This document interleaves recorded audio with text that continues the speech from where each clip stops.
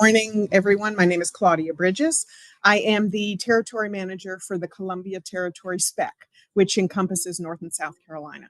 I think we are at our 8th annual North Carolina statewide VITA training, if I have that right, on 8. Thank you. Thank you, everybody online for coming. Thank you, everybody in person who's come out here. We're thrilled to have this. Kara and Bill put this together every year, and we're thrilled to be included in it. So I'm not going to take much time sitting here. I want to introduce you actually to two people. So real quick, before I call up our area director, I am going to put JD Quinton on the spot. We have JD Quinton here, who is our site coordinator at Camp Lejeune.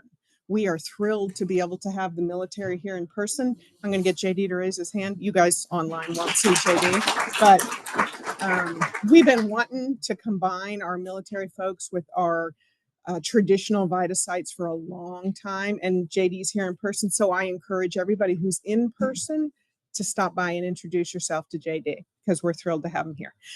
Next, I would like to say our area director, our SPEC area director, David Alito, has joined us from Atlanta. Had a little bit of a whirlwind tour trying to get here yesterday with flights being delayed and everything else. Very lucky for us to be able to get the area director out in the field. David manages, and I don't have every state memorized, but the vast portion of the East Coast, as well as westward going in, and Puerto Rico on top of everything else. And so we're thrilled to have David come out, and I brag on you all the time. So for David to be able to come and actually meet you in person, it tickles me to death to do so. I'm going to get David to come on up. David has been with the IRS 37 years, I think, going on 40. David himself is a VITA volunteer. And so he's been volunteering the last handful of years. Come on up. And I just want to say thank you for David coming and introducing him. Thank you. Wow, this is odd. You look right at yourself. I was thinking we'd see the audience. So good morning. Good morning. It is such a pleasure to be here. What a wonderful program this is. And I want to thank all of you. I was going to ask how many folks are their first year volunteers? I know I can only see me on screen, but I'll assume your hands are up. But a couple in here, a couple first time volunteers. Thank you for coming. You know, what you do with voluntary income tax, the VITA, the TCE programs is nothing short of life changing for people of what they do. You know, they have a safe place, they get a fair and accurate return. We save them money, and you all know out there, I mean, you watch social media, you hear some of the horror stories. There's a lot of kind of predatory folks out there taking advantage of people with taxes, and the social media is just overrun with that, of people, oh yeah, you can get you drive a car, you can get a fuel tax credit, you do this, you can get a credit, and people need a safe and trustworthy option, and that's what you provide. You know, we all watched in disbelief, and our hearts go out to the Carolinas after watching the devastation that you all experienced in the hurricanes this year, and it's just unbelievable. And you know, and again, people, as we get into tax season, are looking for, what are the options? How can I do this? You know, is this something we can do virtually? And you are there with the safety net to help people. You know, VITA last year across the United States did about 2.7 million returns, which was a nice increase from the year before. And even if you don't think of refund amounts, even if you just think of prepare fees, right? What's maybe a low end prepare fee is $200, and we've seen them. Of course, you know, folks come in with even more than that, but even $200, that's $540 million that stayed in a taxpayer's pocket, that stayed in the community where people need it. We have also partners that offer the CAA services, the verification services. A lot of these things always come with a fee, but we can help somebody save that money. And you know, as you do the returns, quite often the customers come in and they're still shocked. It's like, you sure there's not a fee for this? Or you know, is this not what we do? And it's a wonderful service, and it's wonderful to see next year they come back with their neighbor, they come back with their families, and they continue to come back, because you know, taxes are, you know, the tax code is how many pages now? Taxes are overwhelming for many people. Taxes are scary. And I always kind of say this, and what happens, you know, when people are scared, when people are nervous, and people aren't sure what to do, you know, you might be shocked to think that IRS isn't the first place that people think to come, right? They don't think of us when they need a hug, but they think of you all, because you're in the communities. They go to school with you. They see you at the grocery store. They, you know, their kids go to the same school as you. there's a part of the community. And so when they see you, they feel that comfort, and that's why this program works so well, because we're able to support these taxpayers, these customers, through you by giving support to you. And you all do such a wonderful job. So excited to be here. The training is always phenomenal. As Claudia said, I'm going into my third year as a volunteer. I'm doing training at my own site. We've been enjoying that this year. Excited to get into the season. It always feels like here it is August. Next thing you know, it's January 20th and in the middle of January, and here we are jumping into filing season again. So just thank you for being here. I'm just enamored of what y'all do. For those of you that are first-time volunteers, thank you again. I know we have many long-time volunteers in here, and the people you've served is just countless. And for the first-time folks that are out there, thank you. You're just going to find such a rewarding atmosphere, no matter what partner you're working with, no matter if you're doing it virtually, whether you're doing it face-to-face. You are absolutely going to enjoy the services that you provide, and you're going to see just the benefit that you bring to people in your community. So I want to say thank you. Thank you for letting me say a few words, and I hope you enjoy the rest of your training today. Thank you. Good morning and greetings to you all.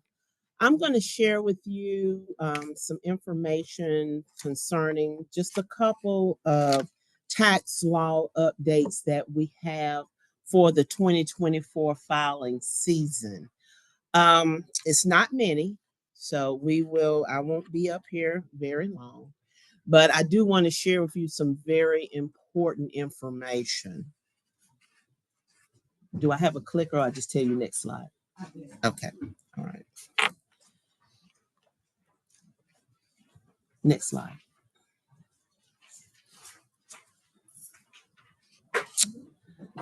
Our disclaimer is something that I have to share with you all. The presentation that I'm going to share with you today is for general information only.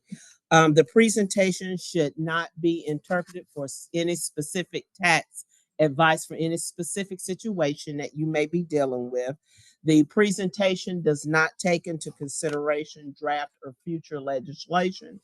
That pretty much means if a law should happen to change tomorrow, that is what you should follow, irregardless to what I state today. Our topics of discussion for today will be the tax law updates, disaster recovery, power of attorney. We have some new things going on with that, which I'm pretty sure you all will be very interested in. Extensions, amendments, and payments, miscellaneous topics, and resources. I'm going backwards. I think the internet connection is really slow. Okay.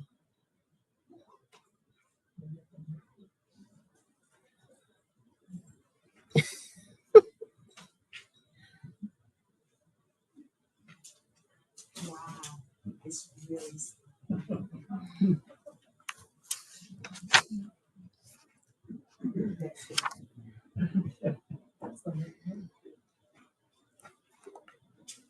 It's good we're running ahead.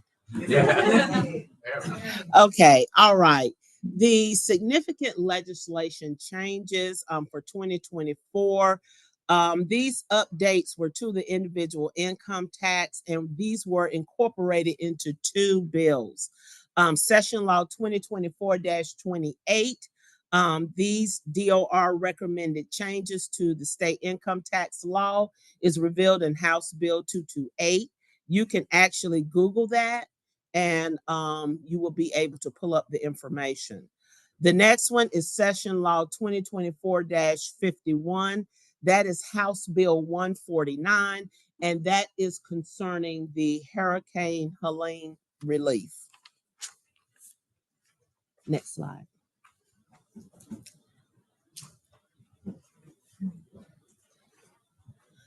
Okay, the next slide, we're gonna look at the rate, the individual income tax rate. For 2024, it is at 4.5%. For tax year 2023, we were at 4.75. So it is lowering as we progress. So for tax year 2025, for that filing year, it will lower to 4.25%. But for this year's filing season, we are at 4.5%. Next slide. Now, the standard deduction rates are as follows. For merit filing jointly, we're at $25,500. Head of household, $19,125. Single is $12,750, as well as merit filing separately. For the 2023 General Assembly did not increase the North Carolina standard deduction amount for the 2024 filing year, so you will see that that is the same. But I ask you, and I'm just curious about this, with the increase of the standard deduction rate, have you all seen a drop in itemized filing? Oh, yeah. Okay. That is sort of what I figured, but that is the standard deduction rates that we have. And with that increase, as you stated, I'm pretty sure you have seen a reduction in itemized filings, especially for the state, because there are some things that we do not offer that the IRS does as far as itemized deductions. So with the increase of the standard deduction, that is better for the taxpayer. Next slide, please. Now, for our disaster recovery, on October the 3rd of 2024, the North Carolina Department of Revenue issued a notice that announced penalty relief for taxpayers that were affected by Hurricane Helene. The department will remove late action penalties that were assessed against all taxpayers affected by Hurricane Helene who reside in or have businesses in North Carolina for tax returns or payments that were due on September the 25th, 2024 through May 1st of 2025. If the return is filed or the tax is paid by May 1st of 2025. Now, let me just share with you what late action penalties are. These are failure to obtain a license, failure to file a return, failure to pay tax when due, and failure to file informational returns. Next slide, please. On October the 11th of 2024, the department issued a second important notice describing specific interest relief. You know, that is something that we very seldom do. So this is very important. Specific interest relief granted by the General Assembly to eligible taxpayers. This is eligibility for interest relief depends on the type of tax. Eligible types of tax are individual income tax, withholding tax, franchise tax, and sales and use tax. But the one that you will be focused on will be the income tax. Next slide, please. For taxpayers that file income tax returns that reside in or are located in a disaster county, the department will waive the accrual of interest from September the 25th, 2024 through May 1st of 2025 on an underpayment of tax imposed on the return due on September 25th, 2024 through May 1st of 2025. Now, eligible taxpayers that did not pay the required amount of estimated income tax for tax year 2024 and owes interest on the underpayment should enter E in the exception to underpayment of income tax box on the applicable 2024 return. Income tax includes partnership tax and estate and trust tax. Interest relief also includes interest accrued on the underpayment of estimated income tax for payments due from September 25th, 2024 through May 1st of 2025. Next slide, please. Now, all counties, all North Carolina counties are eligible for the penalty relief, but the designated counties that you see here are the counties that are eligible for interest relief. And again, this information can be found in the notice on our website that is in direct correlation with the disaster recovery. So, for those of you who are out west, this would be some very important information for you to know what counties that are eligible for interest relief. But again, all North Carolina counties are eligible for penalty relief.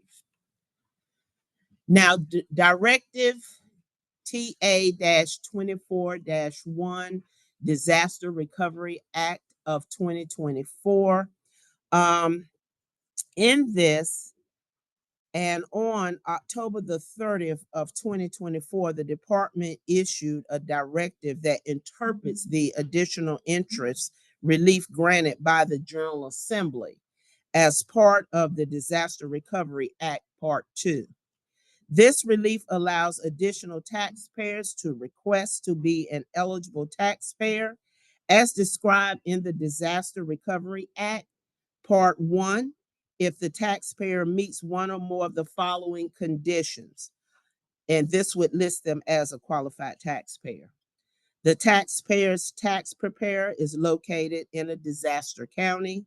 The taxpayer's records necessary to meet a tax deadline are located in a disaster county. To request to be an eligible taxpayer or a qualified taxpayer, they need to submit form or needed to have submitted form to the department by November the 25th of 2024. Okay. To request interest relief, a qualified taxpayer needed to submit Form 5502, Special Penalty and Interest Waiver, on or before November the 25th of 2024. The form needed to be submitted in accordance with Directive TA-24-1. Okay. The checkbox labeled, check this box to request the interest relief authorized under Disaster Recovery Act of 2024, Part 2, needed to be checked. And that is where the yellow arrow is pointing on Form 5502. This is the form that should have been submitted. The form could be submitted online at ncdor.gov or by mail to the address that is printed on the form. But as the deadline has now passed, the checkbox has been removed from the NC 5502. A qualified taxpayer that submits Form 5502 after November the 25th, 2024 will not be eligible for the interest relief. Please remember, a taxpayer who resides or is located in a disaster relief county does not need to submit Form 5502 by November 25th, 2024 to receive interest relief. What did you say? What's the alternative? A taxpayer who resides or is located in a disaster relief county does not need to submit Form 5502 by November the 25th, 2024 to receive interest relief. That's different than the other one. The November 25th deadline was if their records or their preparer was in the area. What's the difference? Yes. What's the difference? Yes, to request, let me go through these. That's why I was reading them, because it's very specific. Excuse me. To request to be eligible taxpayer, a qualified taxpayer needed to submit Form 5502 to the department by November the 25th of 2024. To request interest relief, a qualified taxpayer needed to submit Form 5502, Specialty Penalty and Interest Waiver, on or before November the 25th of 2024. Now, let me just clarify what a qualified taxpayer is. Let me see here.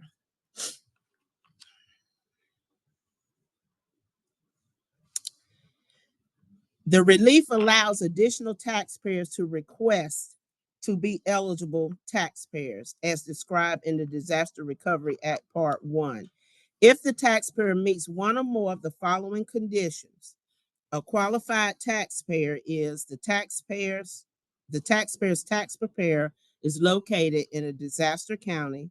The taxpayer's records necessary to meet a tax deadline are located in a disaster county. Okay, so that is your difference there. Yeah, if they just live there, they don't have to file this form if they're in that county. Next slide, please.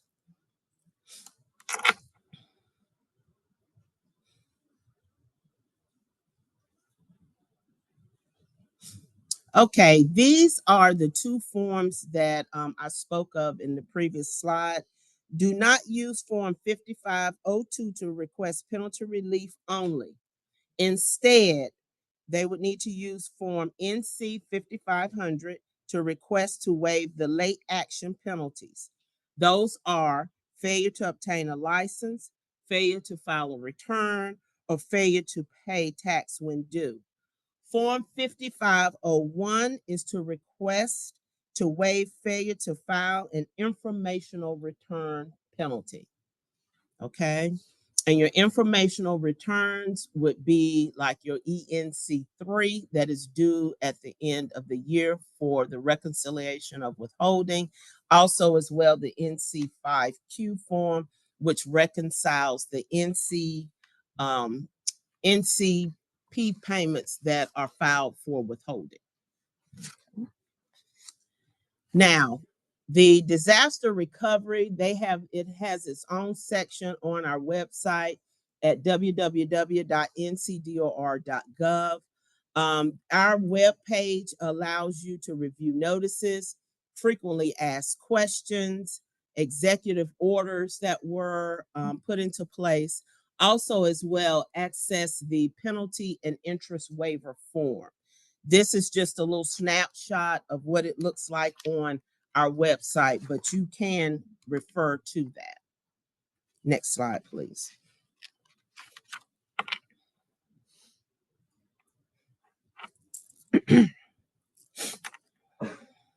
Now, there is an important update to our POA forms, and some of you in here, I know in the past, because I've gotten the calls, have requested to receive taxpayer notices, okay, because you're still helping them even after the filing season.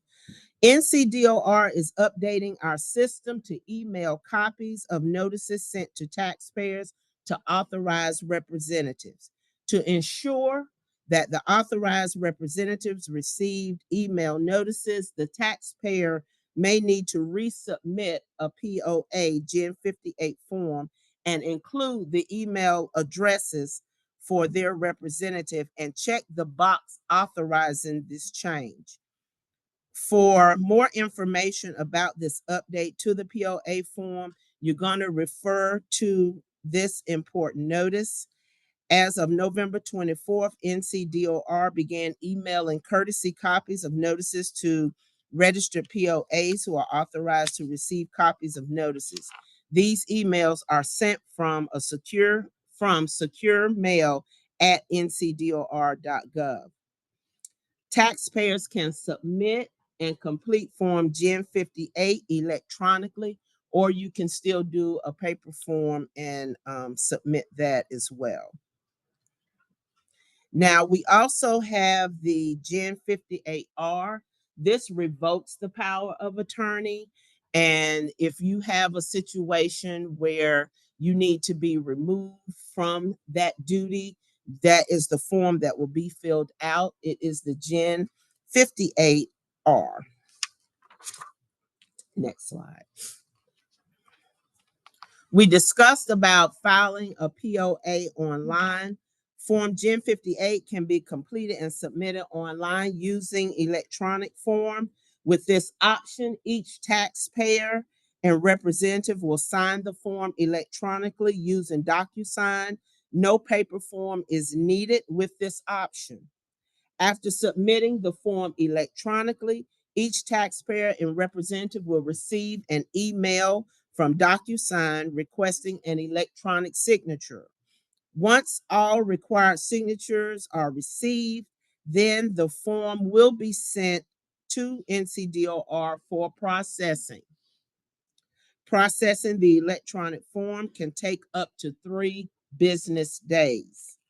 If a POA wants to receive a copy of a notice, they should include their email addresses and check the box on the form, because if they are not included, a new Gen 58 will need to be submitted to start the process over. So this is just to say to please be sure, if you are doing this process, to complete all information that is requested so that you are able to receive those notices. Next slide, please. If the taxpayer filed a Gen 58 through DocuSign, which was the process shown on the previous slide, and checked the box to receive notices and copies and supplied their email address, they do not need to submit another Gen 58. Okay. This just shows you where the box is on the form, and it's actually in the same area where the representative is giving their information. So it is very important that that box is checked. Next slide. As I stated, we do have the Gen 58R. This is to be used to power of attorney revocation. This will take you away from the duty of being a power of attorney, and you would submit this form. And this also takes 3 days for processing. Form Gen 58R will revoke a power of attorney filed with the department. This form is used to revoke all powers of the power of attorney on the file with the department. And also it will refer to certain tax matters. This can be submitted electronically as well. Next slide, please. This is just a reminder. You know that we have the actual check box on our form to let us know that you or the taxpayer was granted a federal extension and you wish to have one on the state side. That is still there. The only time that we would need a taxpayer to still submit a D-410 is that if there is a payment due with that extension, irregardless if they were granted the extension on the federal level. If they have payments due to the state of North Carolina, they still have to file that Form D-410. But if there are no payments due to the state of North Carolina and you were granted the extension at the federal level, you still have to check this box on the state return to indicate as such. Okay. When we first started this process, even if the box was not checked, we were still granting it if the taxpayer said as such. But now that box has to be checked. If it is not checked and the taxpayer is requesting that extension, burden of proof would be on that taxpayer to supply us the information that they were granted the extension at the federal level. Okay, so it is important that that box is checked. Next slide, please. The D-400 Schedule AM, is no longer year specific. So this form can be used for any year. This is what we use to amend the state return. Taxpayers are required to enter the calendar year or other tax year being amended in the appropriate fields at the top of the D-400 Schedule AM, as you see here, as indicated. So this is the form that is used to amend your D-400 forms now. Now, if you have someone that is amending a return for latter years before this came into play, then you would use those specific forms. Okay, but a lot of those now would be out of statute, but you know, you still may have some that need to amend them. So those forms would be located on our website. Next slide. Okay, so now we have the online payment option. We strongly encourage all taxpayers to use this option, because when they use this online option and submit, they are issued an ID number, a trans ID number, to identify that payment. And that payment, it will put the burden of proof of the payment being submitted to the Department of Revenue back on us instead of on the taxpayer. The taxpayer, again, if they owe, again, we want them to submit payments online, even if they are going to request a payment arrangement after they receive their bill from us, their notice from us. They are to still be encouraged to use online payment for those. Also, as well, as a reminder, if an individual is going to need a payment arrangement, they have to wait until they receive the individual income tax notice from us. Okay? Because if there's no notice in the system, we cannot do the payment arrangement. But we still encourage them to go ahead and send in as many payments as they can toward their tax liability, even before the notice has been issued. And they still can do that using the D400V. You just need to put the specific tax year that's on there. And then when they receive their actual notice from us, then they're able to contact us and get that payment arrangement set up. But any payments that have been made prior to that notice being received, they will get credit for that, and they will see that on the notice when it comes. Okay.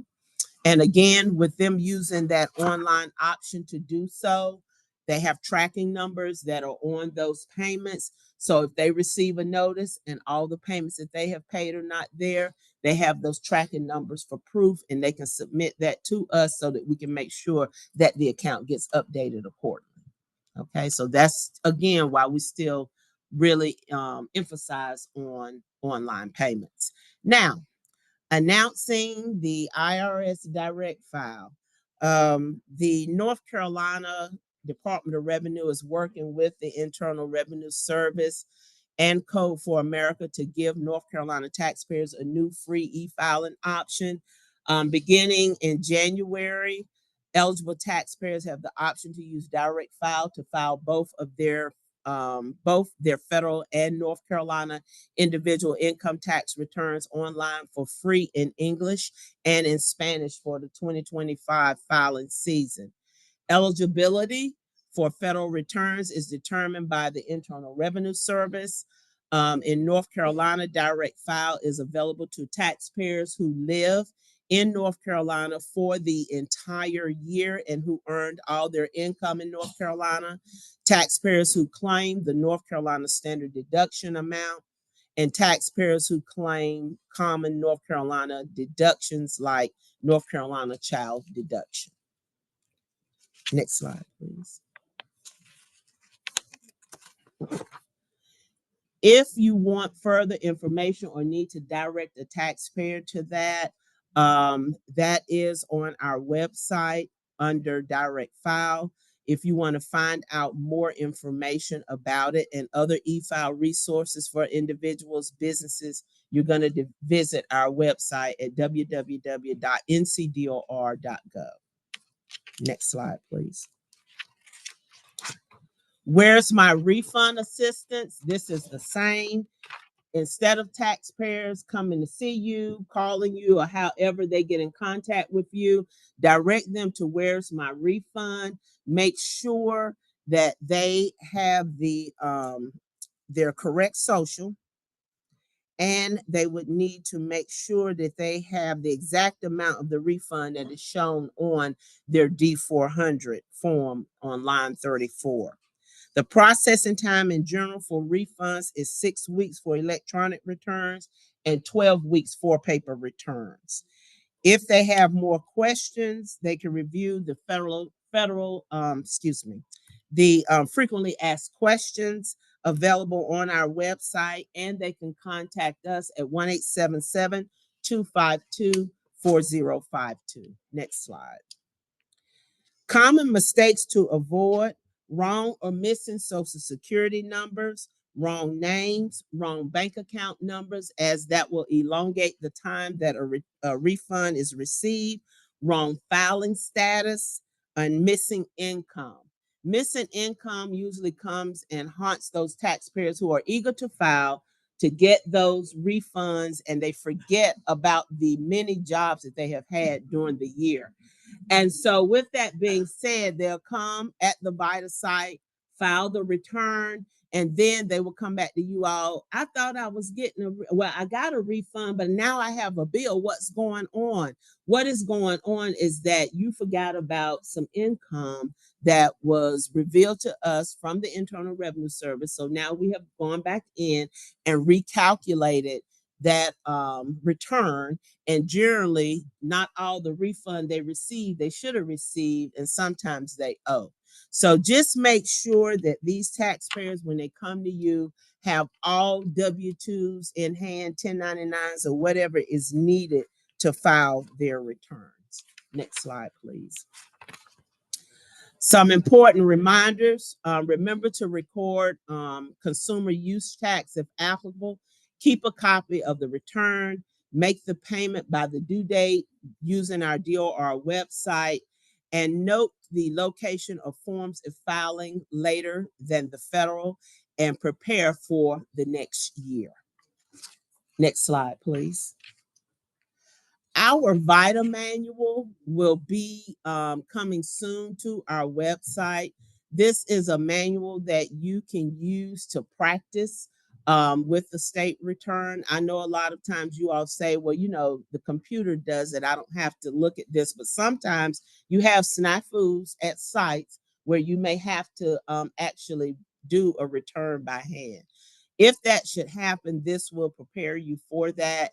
You have your manual with the problems in it, the test booklet that allows you to work these things out, as well as an answer booklet to see if you have done them correctly. This will be coming soon on our website. Also, as well, please remember that you all have a direct line to us. It is the priority line for the tax practitioner, and that number is 919-754-2500. And also our e-file and development unit is 1-877-308-9103. The personal tax bulletin is there for individual income tax information. If you just happen to want to become the guru on that, this is the document that you should refer to. This will have all information as to any tax law updates, and also answers to why certain things are the way they are on our return. Next slide, please. E-alerts is something that you can sign up for. As being a tax preparer, you may like to stay updated on tax law. When tax laws change, if you sign up for e-alert, we send you that alert, let you know what this is. We do not bog down your email with emails, because we don't change tax laws that often. But when we do, you will get the alert just like we do. And you can go on our website, go to contact us, click on e-alerts, and the process is very easy. And then you would start receiving those updates. Next slide, please. Ways to contact us: we have our contact center. These are our 3 call centers across the state. So if a taxpayer needs to contact us, they can contact us at 1-877-252-3052 from 7 a.m. to 4:30, Monday through Friday. Some of our service centers, well, all of our service centers are open, but they have limited walk-in schedule.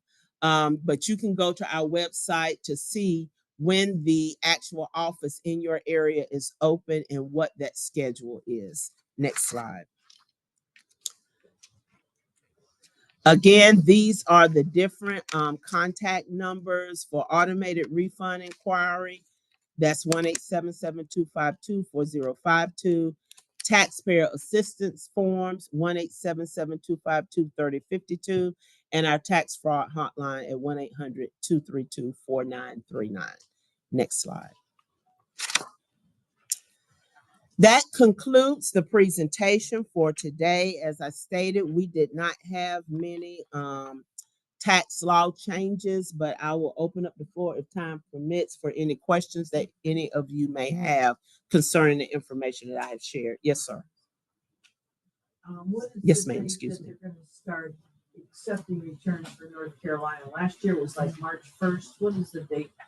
You know? I do not have an Where will idea. they post that? They would post that. You would receive information on our website about that. But what I can do, Carl, is when I get that information, I can send it to you, and then you can send it out statewide. Okay. Yes, ma'am. And then I'll. Could you just repeat the priority line phone number, please? Sure.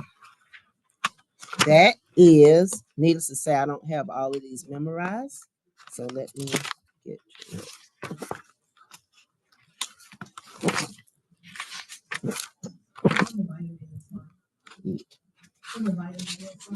It is 919-754-2500. Yes. And did this presentation go out to individuals for them to print? Okay, so you would have that information as well.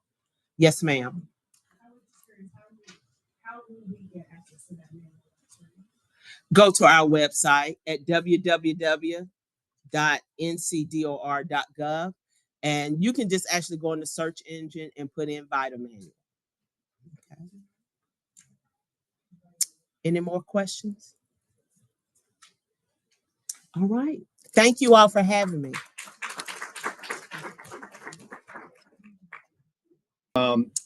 My name is Bill Hawkins. For those of you who haven't seen been to these presentations before, as Claudia mentioned, it's the 8th year now that we've done this. I first of all want to thank Kara and Claudia and her team for all the work they've done, all the logistics stuff to put this together. It's a lot of work, and you should all thank them for having put forth their time to make this possible. The other thing, this year we're inviting folks from South Carolina to participate for the first time. I will apologize in advance that this is North Carolina centric in some places, but not that much of it. As Jonette already said, there's not that much new for North Carolina this year, so there's not that much that's North Carolina specific. And I did manage to throw a few South Carolina things in there, so you'll see those as we go through everything. Not a lot going on new this year, as you already heard, but I think that's going to be a lot different for us for next year. So we'll see. Okay, now it's not letting me change the slide. There it goes. Now it's working. All right, what's new for 2024? Is it up here? Yeah, I was wanting to delete it, but I didn't want to be rude. Okay, so what's up there is not what's on my screen. Okay, now it is? Okay, great. What's new for 2024? Wow, this is really slow. That's going to drive me nuts. But anyway, form and reporting changes for this year.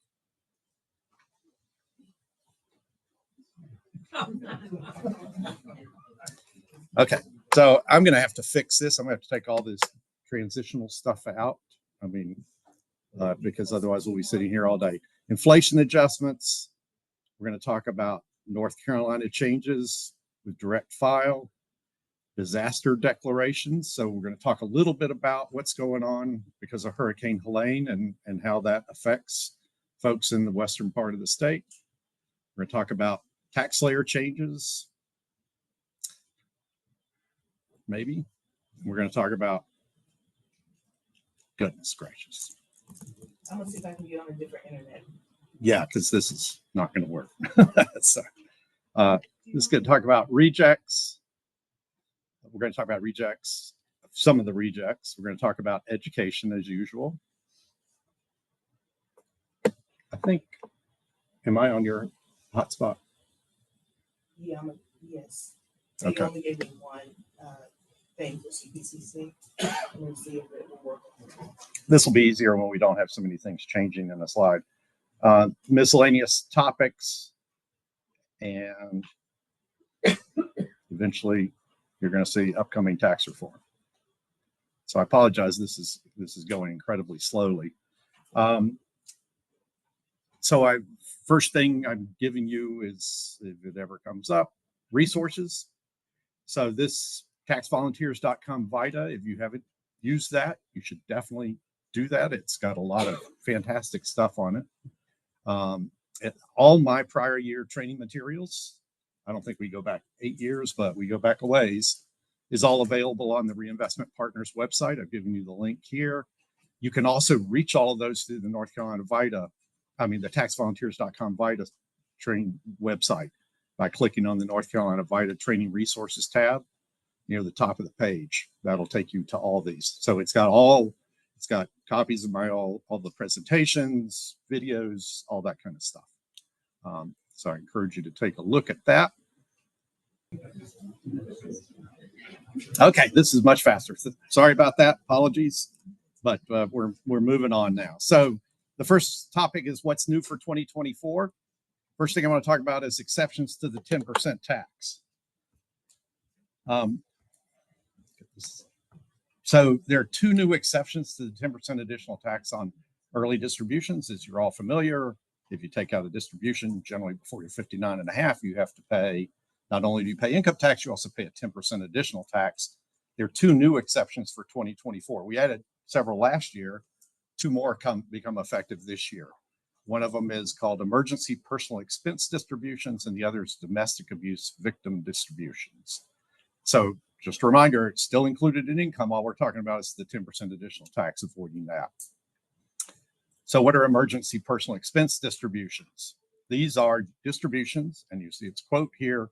This is right out of the statute for purposes of meeting, or no, from the IRS notes, for purposes of meeting unforeseeable or immediate financial needs relating to necessary personal or family emergency expenses. So in the IRS's notice, they also gave some examples. So they said things like medical care, imminent foreclosure or eviction from a primary residence, the need to pay for burial or funeral expenses, and auto repairs. Now, auto repairs is pretty broad. Don't forget the original quote, though, for purposes of meeting unforeseeable or immediate financial needs. So I think it has to be some, as the name suggests, there's got to be some emergency associated with this. So it's not just for routine kinds of things. It's got to be something extraordinary. So there are a lot of limitations on, well, there are three limitations on your ability to claim this EPED, I'm going to call it. So you can only claim it once per year. So you can only take out one time and claim it as an EPED. There's a dollar limitation. The maximum is limited to the lesser of $1,000 or the total non-forfeitable accrued benefit in the plan over $1,000. So what is non-forfeitable accrued benefit? For most of the plans that we're talking about, like an IRA, it's just the account balance. So for example, if an IRA has an account balance of $1,500, the maximum EPED you can take is $500. So don't just jump to $1,000. You can always take $1,000. You got to know what the planned account balance was. So basically, the planned account balance has to be above $2,000 to be able to take the whole $1,000. Obviously, the taxpayer will have to tell you what that is, and they probably won't have a clue. But we'll hope that they do. What is the ratio? What is the ratio that you're saying? It's got to be the amount over $1,000. So you start with $1,000 floor. You can't go below 1,000. So if you got 1,500, you can do 500, for example. Once an EPD, yes, ma'am. So is it at the time of the withdrawal? So his Yes. IRA balance is fluctuating. How would they do that? I'm sorry. How would they? How would they use the balance at the time of the withdrawal? You take their word for it. I mean, they ought to know what their account balance is and make sure it's okay. You're here. Oh, yes. Sorry. I thought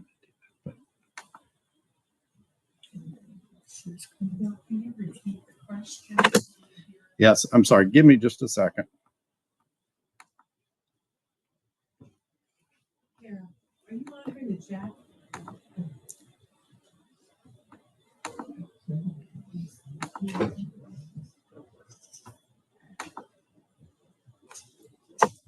There we go. Sorry. Okay, so I mean, it is the account balance at the time they take the withdrawal. They'll have to find out what that account balance is so that we can make sure it's at least $2,000. If it's less than 2,000, we have to limit the amount they can take out. I'm going to hold questions for a bit. So let me get through the 10% additional tax, and then we'll go to questions. So once an EPD is made, you can't take out another EPD for the following 3 calendar years unless certain things happen. Either one, the previous EPD is repaid in full. So if they've paid it back, then they can take out another one within 3 years. If they don't pay it back, they have to wait. Next one is the aggregate of the individual's contributions to the plan after the prior EPD is at least equal to the amount of the prior EPD that has not been repaid. What that means is if you're still making contributions to the IRA, for example, as long as the contributions you've made are more than $1,000, for example, if you took out 1,000, as long as you've made contributions in excess of that, then that's okay. You can then take out another. So either you've repaid the EPAD or you've made additional contributions to the plan that exceed the amount of the prior EPAD, then you can take out another. You don't have to wait 3 years. The other category is domestic abuse victim distributions. So these are distributions to a domestic abuse victim if made during the 1 year period, beginning on any date on which the individual is a victim of domestic abuse by a spouse or domestic partner. Domestic abuse means, and I'm not going to read this whole thing to you, but basically that's the definition of domestic abuse that has to be met. So the kind of plans that you can take a DAVD are a little more limited than they are for EPDs, but it still applies to all IRAs and 401k plans, which are the predominant plans that we would see for this. So DAVD has a different set of limitations. It doesn't have the $1,000. It's a totally different rule. So it says the aggregate amount that an individual may treat as a DAVD can exceed the lesser of $10,000, and that number gets indexed for inflation every year, or 50% of the present value of the non-forfeitable accrued benefit in the plan. So for example, if an IRA has a $5,000 account balance, then the maximum DAVD you can take out is $2,500. So once again, you need to know the account balance to make sure that what they're taking out, it's not just the 10,000. You also have to know what the account balance is, so you make sure it doesn't exceed 50% of that account balance. That won't show up on the 1099-R book. Nope. They're going to have to get that information from somewhere else. So there's no 3-year limitation as with EPDs, only an aggregate limit of 10,000 or 50% of the balance of lesser. So if you took out 2,000, you could take out another 8,000 as long as you still met the original requirement that it has to be within a year of the domestic abuse situation that gave rise to the ability to take the distribution. It's not clear to me from the stuff that I've read whether repayments have any impact on the aggregate limit. So I would think that they would. So if you paid some back, that would free up more that you could take in the future, potentially, but that's not clear yet. So there's some general rules for both. So now these rules are going to apply to both types. So the emergency personal expense and the domestic abuse victim distributions. So plan administrators are permitted to rely on the taxpayer's written certification that the distribution qualifies as an EPD or DAVD. So this is the way it's hopefully typically going to happen, is that the person is going to go to the plan administrator and say, I need to take out $1,000 because I suffered a personal emergency. The plan administrator is going to make them fill out basically a form saying, where they're giving like an affidavit saying, yes, I experienced, I'm sure it'll have text about similar to what I gave you about what the requirements are. They will then sign that saying, yes, that's what I experienced a personal emergency. here's, and now you can give me my $1,000. So the plan administrator is allowed to rely on that written certification from the taxpayer that that's why they're taking out the money that they're taking out.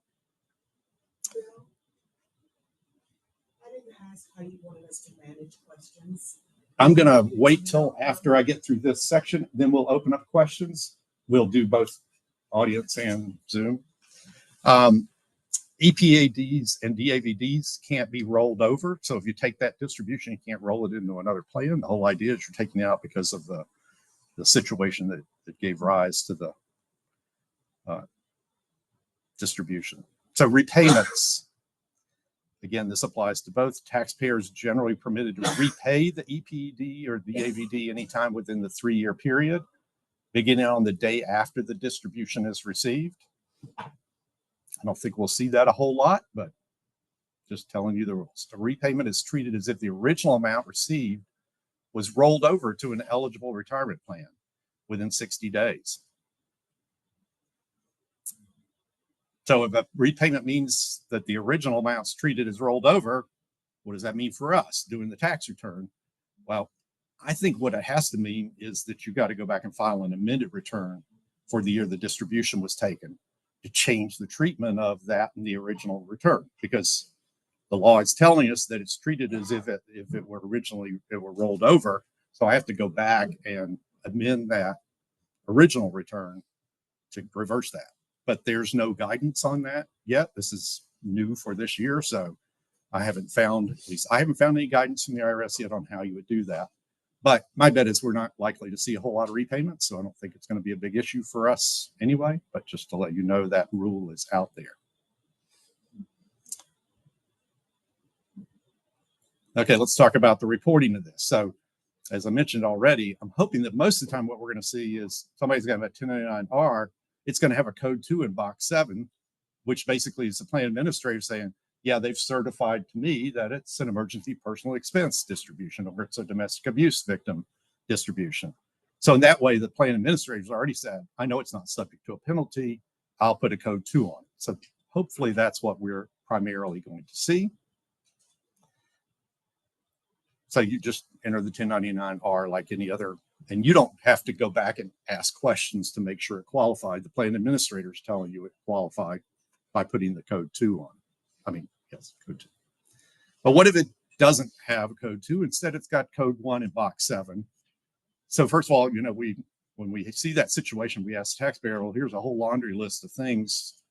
Do any of these apply that could help you not have to pay the 10% additional tax?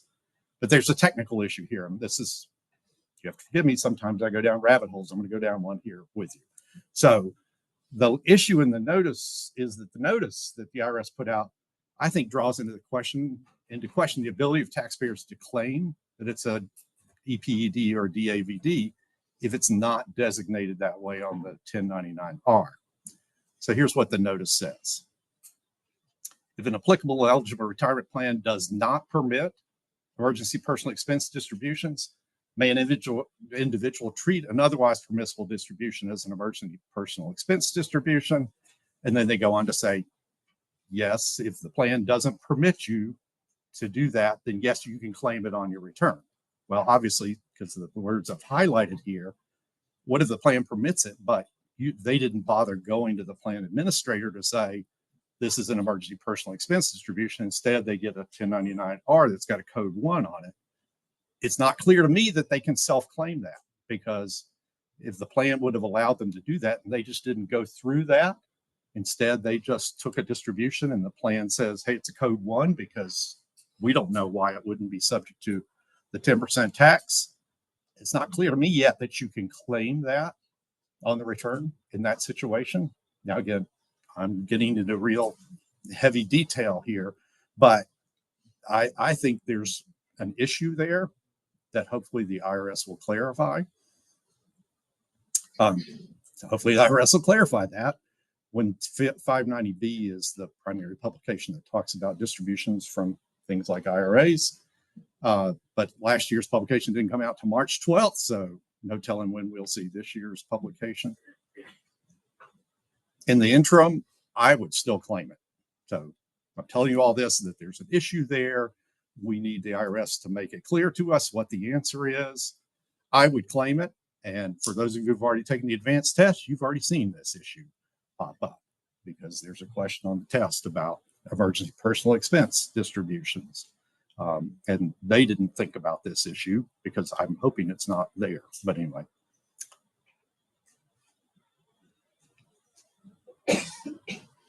TaxSlayer hasn't caught up to this change yet. The last time I looked, they don't have these as additional reasons to claim the exemption yet. So hopefully we will see those at some point. Okay, so I'm going to stop there and see if there are questions. Yes, sir. You say that you would claim the exception. You've got a code 1 in the box. Are you saying put code 2? No, I'm saying on the 53. So in TaxSlayer, the same thing we would do anytime somebody has a code 1. Okay, his question was, do we change it to a code 2 on the 1099-R? And the answer to that is no, you don't. What you do is you go into TaxSlayer, into the, is it in miscellaneous or no, other taxes menu, tax on early distribution. You go into that and you say, $1,000 is not subject to the penalty. And then there's a drop down list and you would say emergency personal expense distribution. And that's the way you would claim the 10%, the exemption from the 10% tax. Right now, is it when you just use the other?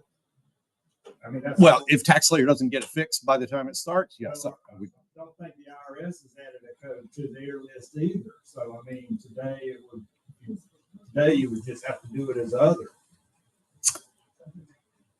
That's at the bottom of the chart. Yeah. I mean, it's on charts I've seen. I haven't looked at, I don't know that the 5329 instructions are out yet, so I can't tell you. The 4012 has that page in it.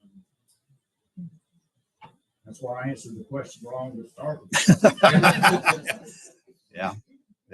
I mean, the thing is, this actually came into the law 2 years ago, like the end of 22 was when this was passed, but it was a delayed effective date.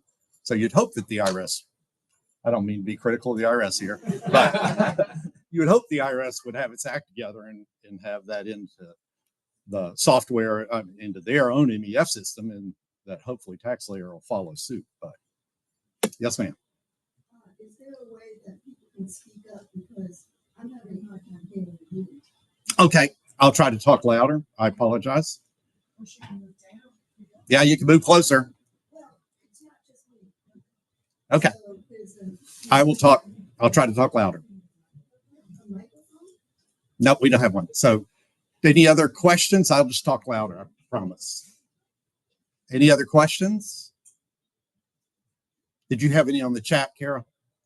No, there was someone talking. Okay. All right. So next topic we're going to talk about is energy. Yes.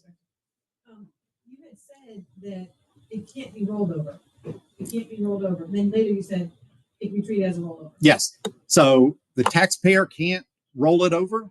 They can't affirmatively take that money and roll it into another IRA, for example, Why not? because that's what the legislation says. You can't do that. But if you repay it, it says for tax purposes, it's treated as if it had originally had been rolled over. So those are, But you don't although they sound similar, they're two different things. $1,000 that you didn't say was an emergency personal expense. How does the IRS know that you just don't, and then within 60 days you roll it back over? You know how the IRS is going to know whether or not you're telling you all that. That's not, I can't answer what the IRS is going to figure it out. But the whole point is, if somebody ever got audited and they said, was this a good rollover? The answer would be, no, that's not a good rollover because it was an EPD that you claimed. And so you can't roll that into another IRA. What are the chances of that getting caught? Probably really small, but I'm telling you the rules and we'll see what happens in the application of it. Yes, ma'am. If you do get someone with that situation where they have code 1, can you just send them back to their plan administrator for them to take care of it and then come back? Would it take too long? The problem is, I think that they have to do that certification prior to the distribution. So I don't think it can be fixed after the fact. I'm not positive that the question was about, could you send it back to the plan administrator to basically have them do the certification and then get the 1099-R reissued with a code 2? I don't think that they'll do that. I also would be surprised if you have time to make all of that happen. But So if they did come in and have the code 1, Is it working? It is working. so if they did come in with the code 1 on there, you said you'd have to go into other income. you go into other taxes paid Yeah. and claim the exemption, just like we do for if it's to buy a home or for Right. higher education expenses, whatever the excuses are for not having to pay the 10% tax. And so we would just take their word for it or ask for proof of. Take their word for it.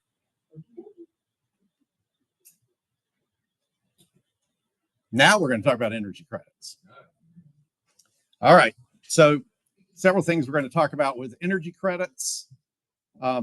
First is a scope issue. I want to make sure everybody knows scope on this. This is really important. The only energy credits in scope for VITA are those reported in Part 2 of Form 5695. That means that credits for solar and geothermal, which are reported in Part 1, are not in scope. We can't do solar panels. We can't do geothermal. You got to send them to a pay preparer if they have that. This is what the menu and tax layer looks like. So the first one is qualified. These are just wonderful terms of art that Congress came up with, but to try to turn them into English for you.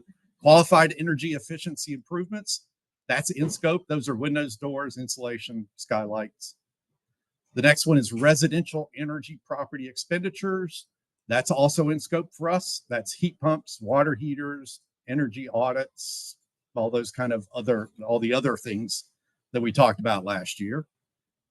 And then the last is residential clean energy credit. That's the out of scope one. So that's solar, wind, and geothermal. We cannot do returns if that's on there. So don't ever touch that last section in tax layer. All right, what's new for 2024 with energy credits? Not a whole lot. Home energy audits. Well, that was already in last year, but now there are additional requirements that have to be met for 2024. And you'll see that these are kind of things that the auditor has to do to make it a legitimate, but they needed to give people some time to be able to do these things. Has to be conducted by a qualified home energy auditor under the supervision of one. It has to be written and signed by a qualified home energy auditor. It's got to have their name, relevant EIN, blah, blah, blah, blah. And then it also has to be consistent with the most recent DOE-led and industry-validated jobs tasks analysis. I'm sure you all know exactly what that means. So what are we going to do in practice? Basically, I think you just need to make sure they got an audit report. It looks like a real audit report, that it's got somebody's name on it, that says they're a qualified home auditor, that's got their EIN on it. As long as it looks like a legitimate piece of paper to you, I think that's good enough. Now, your site may decide you don't even need to see the piece of paper. You're just going to take their word for it, and that's fine. Every site has to kind of figure out for themselves whether they have some expectation of proof here. I personally would like to see the audit report to make sure it at least looks on its face like it's legitimate. But again, that's your site's decision about how you proceed with that. So the biggest problem with energy credits, as you all got to experience last year, was determining whether the improvement qualified for the credit. I wish I had an easy way to answer this question for you. I'm just going to throw out some stuff about how you determine that. So the best source, again, is the Energy Star website. It's changed a little bit for this year. That's definitely the best source to try to figure out if an improvement has qualifies for the credit or not. The manufacturer's websites we found actually were really helpful. So if somebody bought a Train heat pump, it was really easy to go to the Train heat pump website and see, just put in energy credit, and it would tell you, here are the model numbers that qualify for the energy credit that are Train heat pumps. And then we just tell the taxpayer, tell me what the model number was. And it's like, sometimes it worked, sometimes it didn't work. Heat pumps are probably the easiest one that we found. Those were pretty easy to find. Windows and doors, good luck. Those are virtually impossible to find if you have to look at the specifics. So the next few slides here, I'm not actually going to read. I'm giving it to you in the handout so that you've got this information. But these are the qualification requirements. If you want to get into that level of detail, which I think you probably should at your site, but I'm not going to read through all these things because there's all kinds of numbers in there. So I'm just going to blow through this part, but you've got it in the handout to use. Windows and skylights, don't forget, it has to be Energy Star most efficient. So the easiest way to know that is for the taxpayer to show you, like, pulled off one of the labels from the window saying that it's Energy Star most efficient, or they tell you, yes, it was most efficient. I would be pretty surprised. The windows we saw, these things are incredibly energy efficient, like triple pane, kind of crazy windows. I think most of our clients aren't going to be going that far. So windows, I think, are pretty tough to qualify. And there's slight differences for the western part of North Carolina versus all of South Carolina and the rest of North Carolina. But again, I'm not going to go through all these details. What about tax layer? So again, the qualified energy efficiency improvements, that's windows, skylights, doors, and insulation. To be able to claim this credit and avoid a reject, which it took us a few rejects last year to figure this out, you have to make sure that you fill out tax layer correctly. So I'll show you on the next page. You have to make sure that you check those top 3 boxes saying that it was installed in your main home located in the U.S. You're the original user. It wasn't a used part. And the components are reasonably expected to remain at least in use for at least 5 years. Don't check the next one that says it was related to home construction, or it'll deny the credit. And then you have to enter an address. And we got some rejects because people hadn't entered the address. They were confused about which one they were in. So they put the address in one and then realized, oh no, it was the other credit. So they jumped over and didn't put an address there. So we got a couple of rejects. Residential energy property expenditures, which are all the other things that qualify: heat pumps, AC, furnaces, water heaters, all that stuff. Again, you got to make sure you're filling out tax layer correctly there. You got to check both of these boxes, and then you have to hit that add address. My understanding yesterday when I was driving here, I listened to the call on tax layer enhancements, and they claim that you now can't get off this page without adding the address. So that's a good thing. It will cut down on the rejects, because if you try to exit this page and you didn't add an address, tax layer won't let you off the page.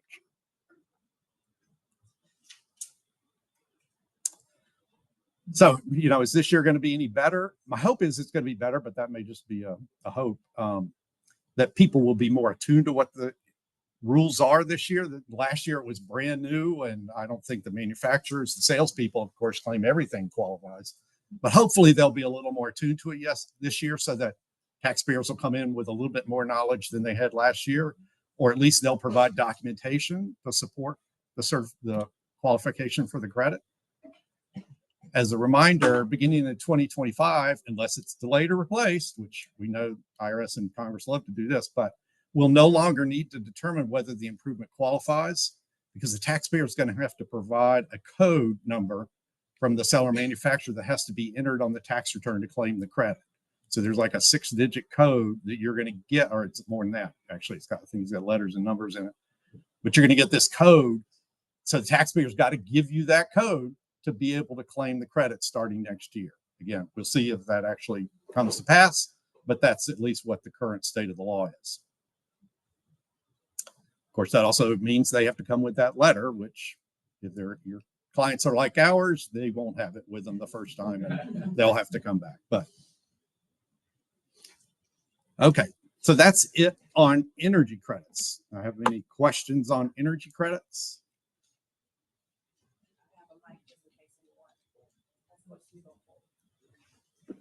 There was a question that I missed when I was messing with the microphone. They were asking for the date. What date do you use? It says for David, the date of the abuse or the date when it was reported for the 1 year. Which date do you use? I think I'd have to go back and look at the words inside. I think it's the date that the incident occurred, but I can't guarantee you that. Volume up on play. Okay. One question on. Yes. On energy credit, is the 2025, is the code number, is that only for equipment or does that include something like insulation? Because I can buy insulation from Lowe's and put it in myself and it's still, at least right now. I can't answer that question. I don't know the answer to that. We'll find out next year. So the question was whether for an insulation, do you actually have to have a code? I know you do. That's probably the best example of one where you probably don't. And then like electrical panels, that just has to be associated with doing other qualified stuff. So there you wouldn't need one either. Insulation, my bet is you're not going to need one because insulation is kind of anything that provides insulation. So you get a can of spray foam insulation and it qualifies technically. So I don't think they'll require it for that, but I don't know that for a fact. Yes, sir. Insulation is actually pretty specific since they're saying they're going by DOE guidelines. It has to be within certain measures based on where it is in the home. And the energy auditor would be able to assess that. But just because you put some insulation in, if it's not enough to meet the regulations, it would not count. Okay, so he knows a lot more about this than I do. He's talking technically about the DOE requirements for insulation. I know that is required. That DOE standard is required for the audit. I'm not sure it's required for the insulation itself, because the statute, my recollection, this is from last year, is that insulation was very broadly written. It was basically anything that provides the primary purpose of the improvement is to insulate. And it's not like putting drywall on. Yeah, it insulates, but that's not the primary purpose. As long as the primary purpose of what you were installing was insulation, that qualified. So I'm not sure it's the DOE limitation, but okay, I was just saying because it didn't mention the DOE. Yeah, again, that's for the audit, has to be according to DOE standards. That doesn't necessarily mean all the components. Insulation and air sealing, like spray foam, are two separate things. But I was just saying that's something to be cautious about. Yeah. Yeah. Because they qualify in different ways. Okay. Okay. Bill? Yes. Yes, sir.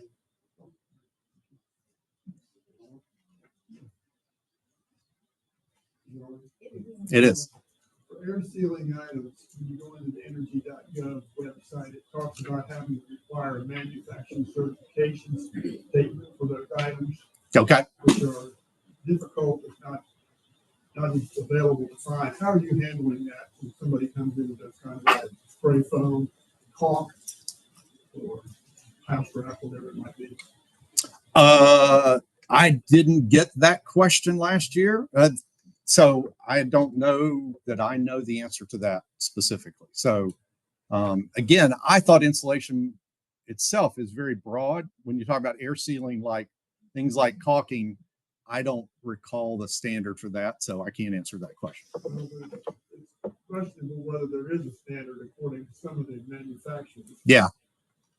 Some of them claim they do it. Some of them say, hey, we don't even understand what it is. Yeah. So, they're just like the rest of us. We don't understand it either. So yeah. So I don't know that one. That's beyond my level of expertise. Yes. I apologize, volunteers. The people online cannot, when we tested it, the room was not full of people and we thought it would be okay. They cannot hear at all online. Everything sounds muddy. So if you have questions, when Bill opens it up for questions and answers, let me just do what I'm going to say. So the people online are having a really difficult time hearing, and I apologize for that. We don't necessarily have the tech that we would like to have today. So when Bill opens it up for questions and answers, if you could actually come up and ask your questions here, because some of our questions have commentary attached, and he can't repeat all that. But if you come up here, there's a microphone facing him, and the people online will be able to hear because they're getting frustrated. It's very difficult to not be in the room in this kind of scenario. So if we could accommodate them in that way, we really appreciate it. And it'll make it easier for Bill. Okay. All right, moving on. Inherited IRAs. So a few things going on here. The IRS has issued new rules governing the distributions for inherited IRAs for non-spouse beneficiaries. So again, this doesn't apply to a spouse beneficiary of an IRA. It's only non-spouse beneficiaries. So the whole issue was that the statute that they enacted said that you had to take a distribution within 10 years if you're a non-spouse beneficiary. And the question was, does that mean as long as I take it out on the last day of the 10th year, that's good enough? Or do I have to start earlier? And the IRS put out some proposed rules that everybody yelled about. And so they changed them, and they've now finally issued the final rules. So it says to begin, you have to begin taking distributions under these rules. First of all, it's been delayed until 2025. So there's no penalty for the period 2020 through 2024. So just because you didn't start taking it out when you should have under these rules, you won't be penalized for that. It's not going to start until 2025. The penalty under the new law, we talked about this last year, is generally reduced to 25%, but there's also a mechanism to reduce it even lower. Under the new rules, so the difference is going to be whether the deceased owner, had started taking required minimum distributions or not. So if they've started taking required minimum distributions, then the beneficiary has to start receiving annual payments with everything distributed by the end of the 10th year. So they have to take out their own RMD. So every year they've got to take something out. The plan administrator is going to have to figure out what that is. We can't answer that question. But the point is, if the owner who passed away has been in RMD status, so they've started taking required minimum distributions, then the non-spouse beneficiary also has to take annual payments until that. And then at the end of the 10th year, it's all got to be out.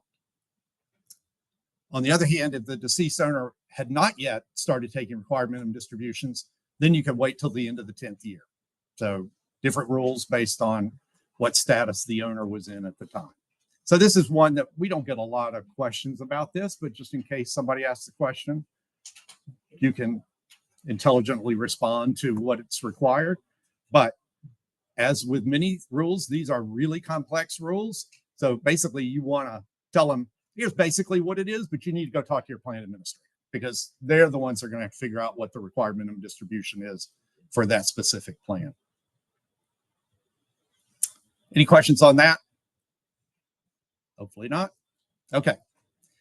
Next section, form and reporting changes. So here we're going to talk about what's changed in how we report things to the IRS. So big change is a new intake sheet. And you're going to love some parts of it, and you're going to hate some parts of it. And it's okay for me to say that? This came from, my understanding of this came from feedback from other VITA, AARP, other groups provided input to the IRS about the intake sheet. And so they've changed the flow of the intake sheet and the questions that are asked in response to that feedback. The thing that probably bothers me the most is it's now 6 pages long instead of 4 pages long. So my understanding is it's going to be a trifold document. So you're going to get folded out. It's going to be a really long document, but it's going to be 8.5 by 11. But each section of the 3 sections is going to be 8.5 by 11. So it's going to be a lot more cumbersome to deal with, but we'll get used to it. So you're going to see that there are new things that we have to do in the intake sheet that weren't there before. So this is, you all have a copy, and those of you online, the handouts included a copy of the first 4 pages. I didn't do, the 5th page is just for notes. The 6th page is the global consent. I didn't copy those. I didn't think you needed those. So the substance is in the first 4 pages. So we're going to now walk through this. I'm going to kind of highlight things that I want to make sure that you're aware of and pay attention to when you start going through this with your clients. So a lot of this is just moving stuff around. It's all kind of the same questions and stuff. It's just in different places, but there, again, some specific things that I want to point out. So first is, there's a new box here. Did you live or work in 2 or more states in 2024? That's a great question. I'm really happy it's finally in the intake sheet. You know, being in Wellington, for example, we've gotten a huge influx of population, mostly from the north. So we get a lot of multi-state folks. So it's really great to have people now telling us on the intake sheet that they moved during the year. So obviously for some of your sites, you don't do multi-state. If you see that checked yes, you'd be telling them, sorry, we can't help you. We do try to take on multi-state most of the time, not all the time, but. Next one I want to point out is there's 2 lines here. It used to just ask about if you were a U.S. citizen, still does that, but now it also asks, are you in the U.S. on a visa? Kim is going to talk when I take a break from my presentation about foreign students. That's going to be a really key question to try to catch foreign students, but also good thing to know anyway. So if they say they're not a U.S. citizen, if they're here on a visa, you're going to want to be real careful, for example, that they're not a foreign student, because as you're going to hear from Kim, there are all kinds of rules around foreign student that I don't begin to understand. But that U.S. Here in the U.S. on a visa is a new question. The IP pin question is now over here on the side, issued an identity protection pin for you or your spouse or no. Right below it is the owners or holders of any digital assets. Now remember, the scope question is not did you own it, but did you sell it or did you receive it for services? Did you have a taxable transaction with digital assets? So just because they check the box yes on that I own digital assets like cryptocurrency, we can still do that return as long as they didn't sell any during the year or receive any in exchange for something like services where it would be a taxable transaction. Now the direct deposit, direct debit, pay by check, all that stuff is here on the first page. I'm not going through all these, obviously. I'm kind of jumping to the ones I want to make sure you pay attention to. Would you like to receive written communications from the IRS in a language other than English language? That's right here. And then you'd go into tax layer to fill out the ELP. I think that's what the form's called, or something like that. I forget now. LEP, thank you. LEP. To tell the IRS, you know, I'd like it my communication in Spanish or whatever it might be. Here's the $3 presidential election campaign fund. It's now moved to the front page. Then we've got the whole section on marital status. These are basically the same questions, just laid out differently, but all the same information as theirs was there before. Here's the dependent section that we're all familiar with, but there are a couple things that have changed in this section that I want to make sure you see. First of all, the order of some of the columns has changed. But here's the IP pin for a dependent. So there's a separate column now for IP pin for a dependent. So make sure you're checking that as well. Don't just blow through. You get really good at just blowing through this dependent stuff. Make sure you don't blow past that question and miss the IP pin for a dependent. Now, here are a couple things that when you talk about, so what's happening for us as preparers. First of all, this box was there before. It's the same questions. At one point, they were going to do different questions, which I really didn't like, but fortunately, they came back to the same old questions as before. So you as the preparer, as part of your intake interview process, you've got to fill out this for every dependent. Make sure you've answered these 5 questions for every dependent. But now there's also this question, which used to just be a question that the taxpayer answered and never knew the answer to anyway. Now the question falls on us as the preparers to answer, which is, can anyone claim the taxpayer or spouse on the tax return? So again, you as the preparer have to check yes or no to this. Taxpayer's not supposed to touch that part. You are the one that has to answer that question, which makes more sense that it's us making that determination rather than asking the taxpayer to, since they don't know what those terms mean. Jumping to the second page. So big picture says income. Answer the following questions on the left side of the page. Check only the boxes that apply to you and or your spouse. So the direction of the taxpayers is you fill out the left side, we get to fill out the right side. So you'll see, again, most of these questions are very similar to the questions were there before. It's just spaced out a little bit more, so it's a little bit easier to read, and not in the same order. And we'll see there are a couple of new things thrown in there. But again, the taxpayer fills out the left, the preparer fills out the right side. So for example, wages, again, this was very similar. So the taxpayer would say, yep, I had wages. How many jobs did I have? You as the preparer would then say, yep, I found W-2s here and I've got 2 W-2s. They said they had 2 jobs. I've got 2 W-2s. We're good to go. But you would check that box next to W-2s and enter 2 in that number column to say that, yeah, I've got 2 W-2s. Retirement account, same kind of thing. But now you'll see, in addition to checking the box saying, yeah, I've got a 1099-R and how many I have, there's also a box now to say, and one of them was a qualified charitable distribution, which I think is a great thing. So that helps us to remember, we're going through the interview. Yeah, they said they had a QCD. So we want to make sure we check that box and put the amount of the QCD there. So hopefully then when we actually get in the return, makes it easier for us to remember, oh yeah, there was a qualified charitable distribution here that I've got to claim. Next is refund of state or local income tax. Again, that's one that we don't see a whole lot these days since not many people are itemizing. But if they check the box saying, yeah, I had a refund of state and local income tax, then you would say, yep, they did get a refund. But then there's this question here, did they itemize last year? Because as you all know, if they didn't itemize last year, we don't care about the state refund. So a good way, again, for us to make sure that we're thinking about the state or local refund, whether or not it's taxable. And the easy question is, did you itemize? And again, the vast majority of our clients are going to be saying, no, they didn't itemize. So you would just check that here to say, no, they didn't itemize. So basically that means I get to ignore the state refund. Sale of stocks, bonds, or real estate. Again, 1099-B or a brokerage statement, that part's easy. What's interesting is the line they added below, did you report a cap loss on last year's return? Thank goodness they stopped asking people, do you have a capital loss carryover, since nobody has any clue what that means. So now it's just asking, did you have a loss on your return last year? They probably won't even know the answer to that question.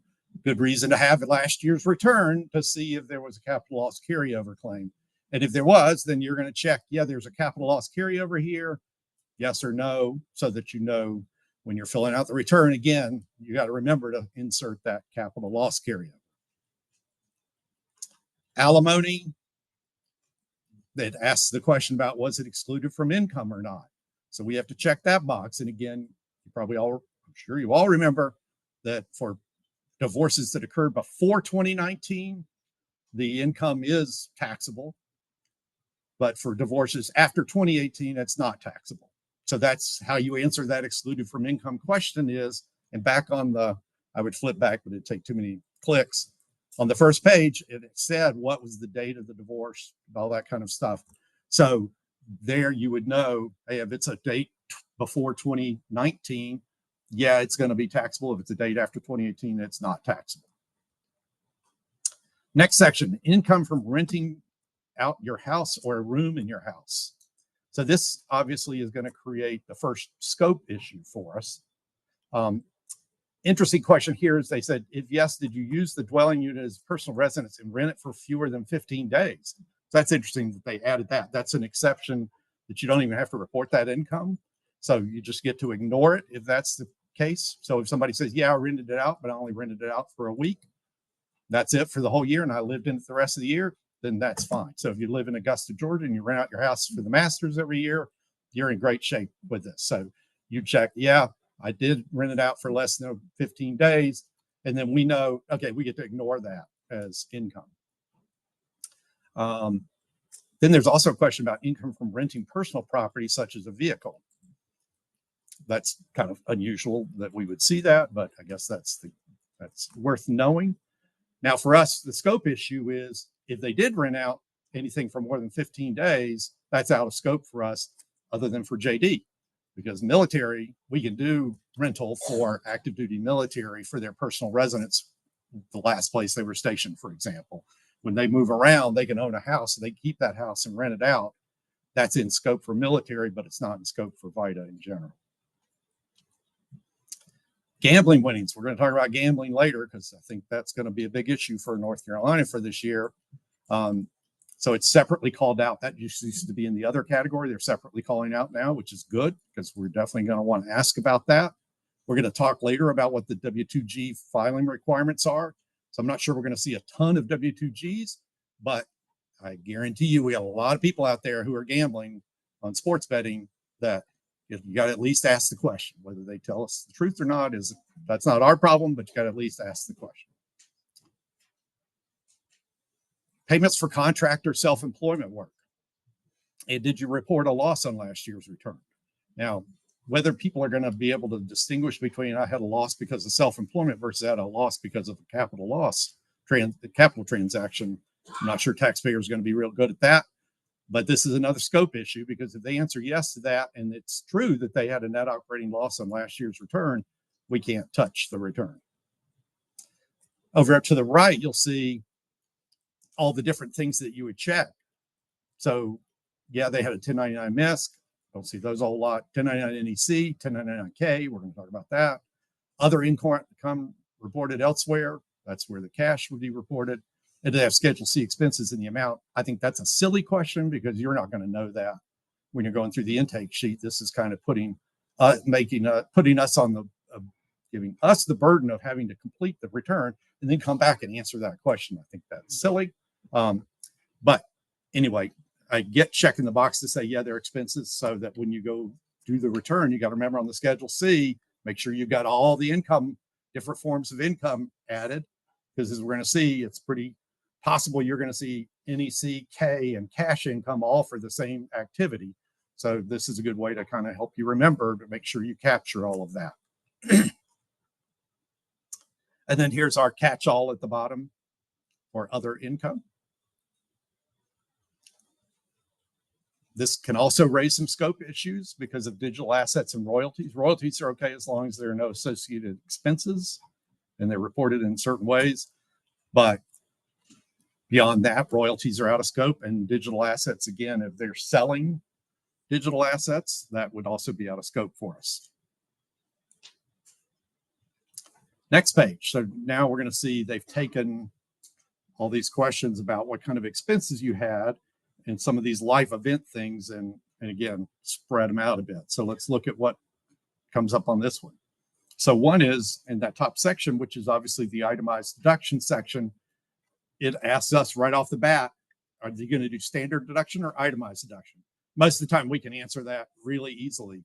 Sometimes people get really close, so you're not going to be able to answer this question when you're doing the intake sheet, doing the intake interview. Again, I guess you'll have to come back later and remember to check that box depending on which way it turns out. But for most of our clients, you're going to be checking the standard deduction box. Alimony payments, again, this is the other side of it. So you're making alimony payments. Do you get the adjustment to income? Yes or no? And then you would also be checking if they did make alimony payments and it was before 2019, you check the box saying, yeah, they got alimony payments and here's the amount. I would not write the Social Security number on this form. It doesn't ask for that, but I just encourage you not to do that. Here's our education question. It's a much broader question now.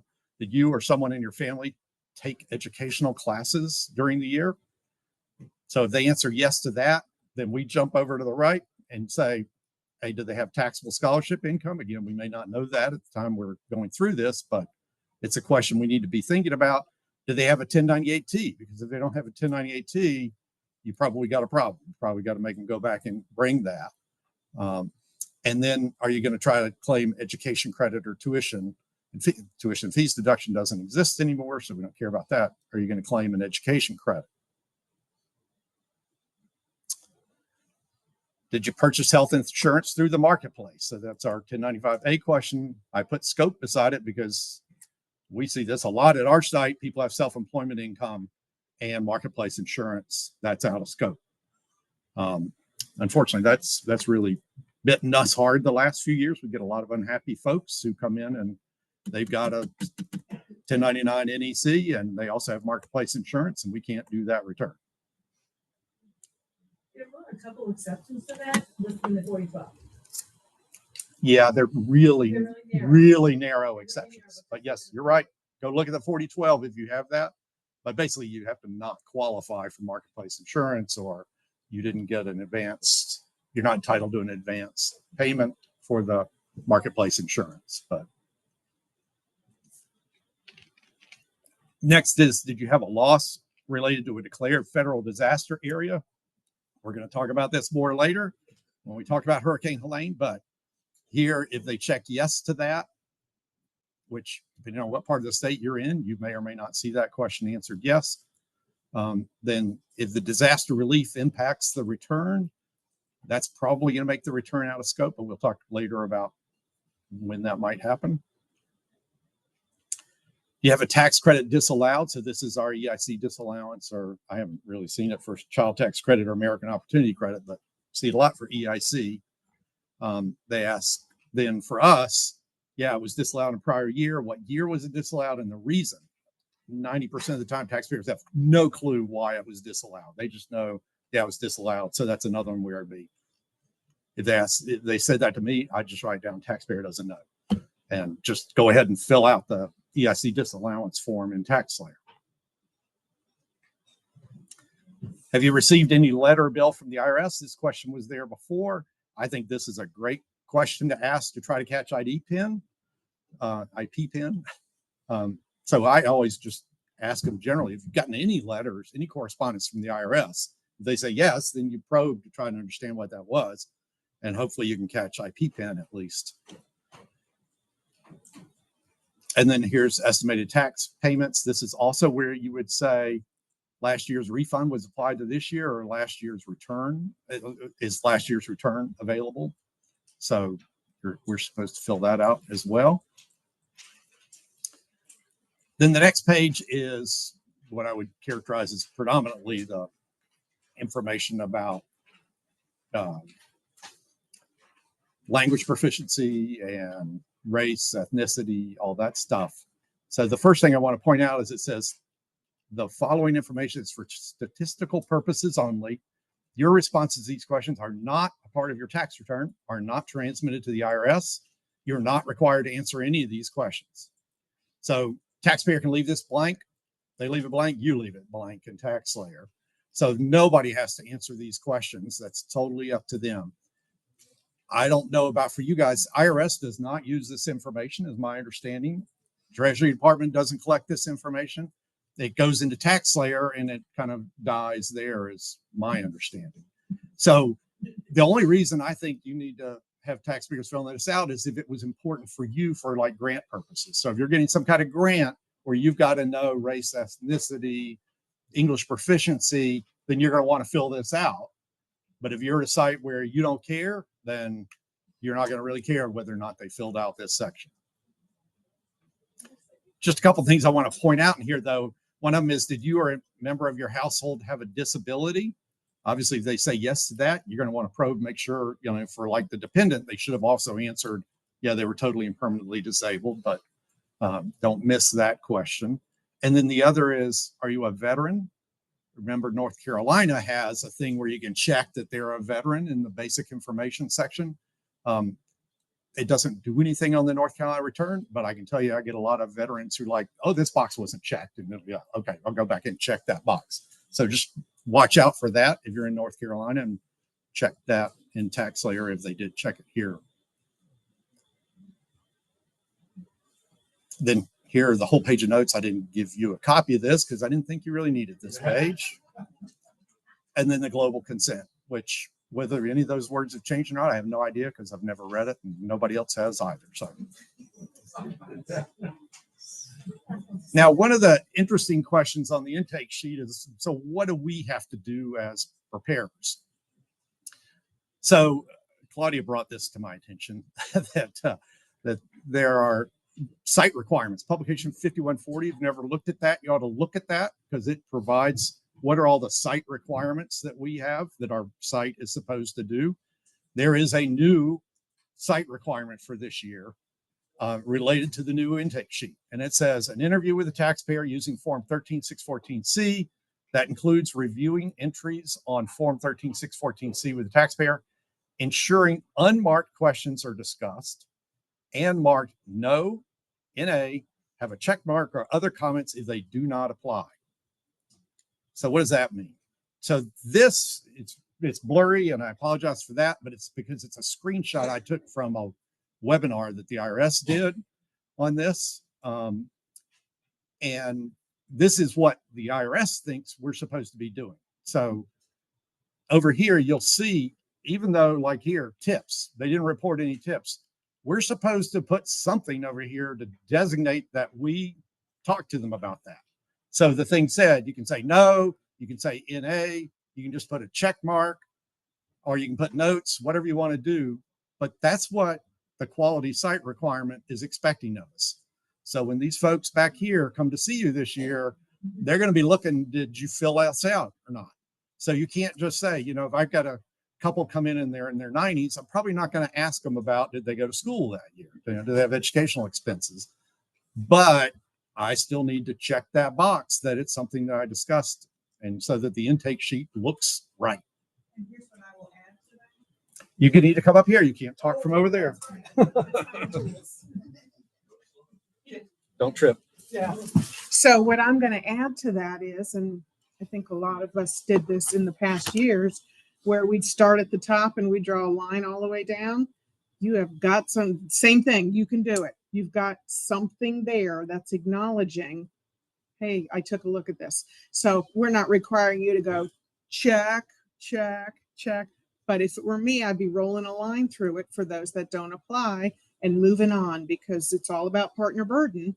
And we're not trying to put more burden on you with this, but we got to make sure it's addressed. Any questions on that? Is that fair? I think that's a pretty fair response. Kara, any questions on that? Okay, thanks. And the other things I just want to show you was their example here was somebody says, yeah, I got alimony. Well, they actually didn't get alimony. So what you're supposed to do is draw a little line through it and put a note over the side saying taxpayer was never married, they didn't get alimony, whatever. So that when you're correcting something that they've done incorrect, this is the way you correct it. Now, you don't just, back in the old days, we changed it from a yes to a no and just put initials or something. Now you're supposed to do it this way. And I put NA. Yeah, so you can put NA there, whatever, just something to designate that, yeah, they're not right about that. They don't actually have alimony income. Can I just ask about the question? Does that apply if the taxpayer themselves first fills in the wrong and realizes, oh, I meant to do the other one, they cross it out? Do they have to initial it? Did they cross it out?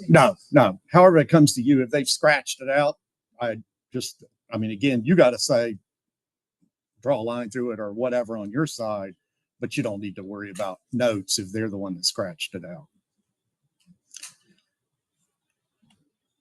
And I think, yeah, that's it on the intake sheet. So I'm going to stop there and see if there are questions. Again, you need to come up here if you're able to ask the question. So you can form a line. Come on up. Well, could you go back to page 1? Oh, can I go back to page 1? Oops. It'd help if I went the right direction. The Schedule C loss.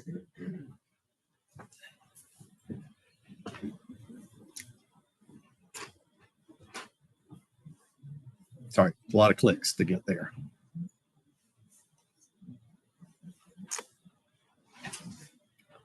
Ask your question. Okay, this is page 2. Schedule C loss. Yeah. Payments for contract or self-employment work. Did you report a loss on last year's return? Why last year's return? We're doing this year's. We can't have a loss this year. Well, that's correct, but taxpayer wouldn't know that. This is asking the taxpayer, if you had a loss on last year's return, because if they did, then they have a net operating loss, which means we can't do this year's return. You're also correct. If they didn't last year, but they do this year, we still can't do the return. Right. Careful car. Yeah. Hey, so my question is, there are a few areas where you refer to where we are going to need to go back after we do the return to fill that out accurately. My question is that really required for this form to be done completely? because it's so on the tax preparer portion, there are some questions that we may not know the answer to until after we've completed the return. And then it could change in QR. My question is this intake form really going to require that after I finish the return, I go back into the intake and I put the exact dollar amount? Like Schedule C expenses right here is a perfect example of that. Where there's a line for me to put the dollar amount that I don't know till I've done the return, and I don't understand the value of me then going back and updating this form. Agree 100%. Partner Berger. You? Yep. So first I will say I agree 100%. Do I have the very specific answer on headquarters on how they're going to review it? I hope they're going to look at it the way that I'm going to look at it and say, you know what? This is called an intake sheet for a reason. It doesn't say that that column is for the quality reviewer that then requires the quality reviewer to go back and input it. So I, at this hour, am taking it as we're doing it. You're going through with what you know. And I agree. You don't know what those Schedule C expenses are. I see it as partner burden that I'm then telling a quality reviewer to go back to my intake sheet after the fact and add dollar amounts in there. That doesn't make sense to me at that time. So I don't have an answer for you on that, but I can tell you what my answer is I'm not marking it wrong because it's called an intake sheet. Okay. If we clarify it, not this filing season, and a quality reviewer, and we add something that says must be completed by quality reviewer rather than intake, then I got a different answer for you.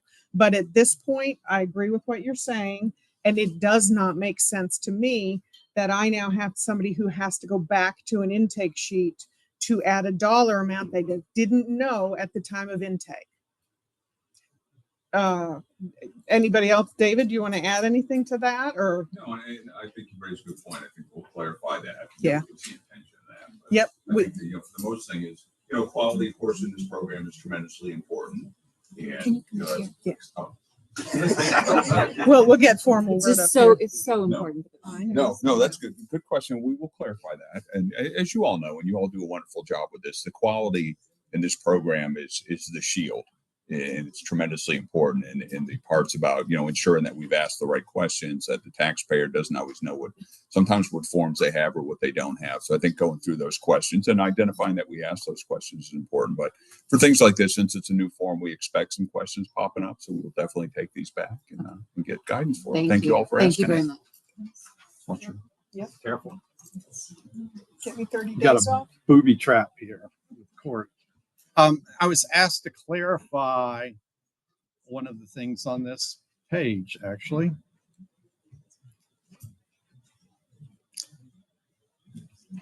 So, really comes in.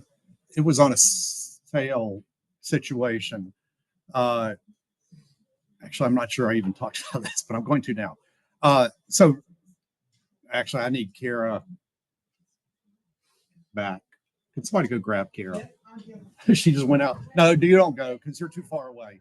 I want to make sure I'm answering the question that was asked as opposed to making one up.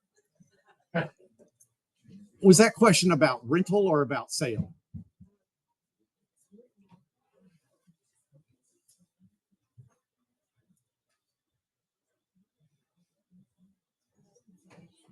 Please clarify scope issues of land rentals with no buildings. Rentals. Okay. Land rentals.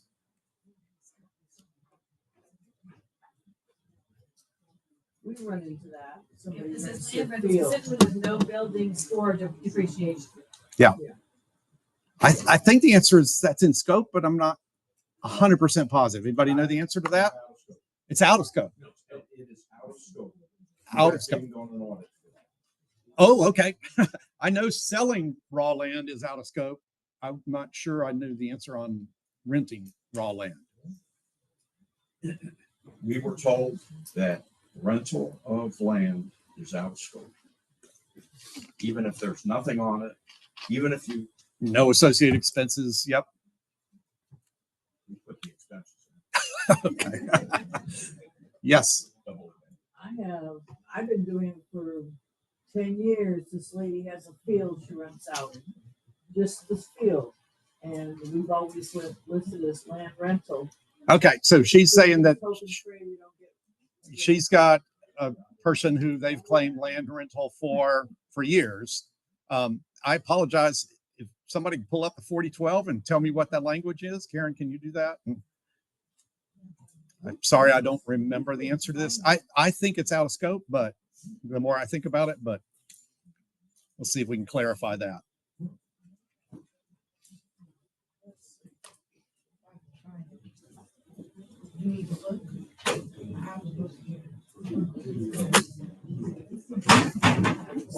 It is. It's in scope for tax aid. So Karen, you're saying it's in scope for tax aid, but not for VITA.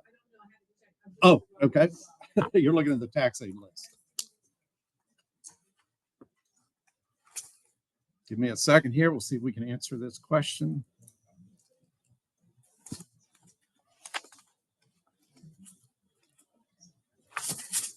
I think it's out of scope because Schedule E is out of scope in its entirety for us, unless you're military. I think is the way it works. Other than royalties where there's no, okay, so Schedule E, which is where you would report land rental, it says it's in scope for royalties reported on a 1099 MISC if there are no associated expenses, certain income from K1s, home rental if you're military certified, rental of personal residence for less than 15 days. Not in scope for rental income and expenses for non-military taxpayers. Taxpayers who rent their property at less than fair rental value, rental related interest expense, blah, blah, blah, blah. I would read that as saying it's out of scope. The 4012 for tax aid, there's a specific note that it added to the 4012 that says it is in scope for tax aid. So I would assume it's not in scope for VITA. Okay. So that's another great. You have an ARP site in your area. You could. Yep. So there's several issues like that where tax aid has a different scope list than VITA, which David, we need to fix that. We need to have the same scope between AARP and VITA. There's no reason at all to say that there should be a different scope list. And if we need to put more stuff in the 4012 to be able to do that, then let's do that. Because to say that they can do land rental and we can't, it's like, what sense does that make? You know? Yeah. And I mean, land rental where all you're doing is just putting a number on for the rental income. It's like, what's the big issue there? You know? So that's one of many examples. Somebody actually mentioned this in a meeting we were at yesterday about scope issues. If there are things about the scope list that you really hate that drive you nuts, I said I'd be happy to collect those on behalf of our whole coalition and submit those to Claudia or David or whoever's appropriate to try to get some changes to scope, because there are some things that drive me nuts on the scope list, particularly some of the 1099R codes that are just like insane that they're out of scope for us. So if you have any kind of suggestions, please send those to me and I will compile all of those and we'll get those up and see if our collective voice can't get something moved on these. Can you just say at the mic that we need those scope suggestions in early February? We have to send them to headquarters. Okay, so what Claudia's saying is we need those scope suggestions by early February. I need them obviously before that if you want me to compile them. So try to get them to me by sometime in January. If you have suggestions on changes to scope, and I'll put all those together and send them on. Okay. Yes, Karen. This is a short question. Someone asked or mentioned that there's little no questions. Okay, you're not following the rules.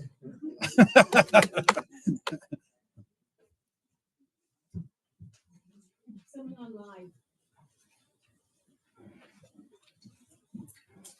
Okay. Someone online mentioned that on the intake sheet, there's no questions on the actual form, which showed on there that you said you needed to check them, but they're not actually on this intake sheet.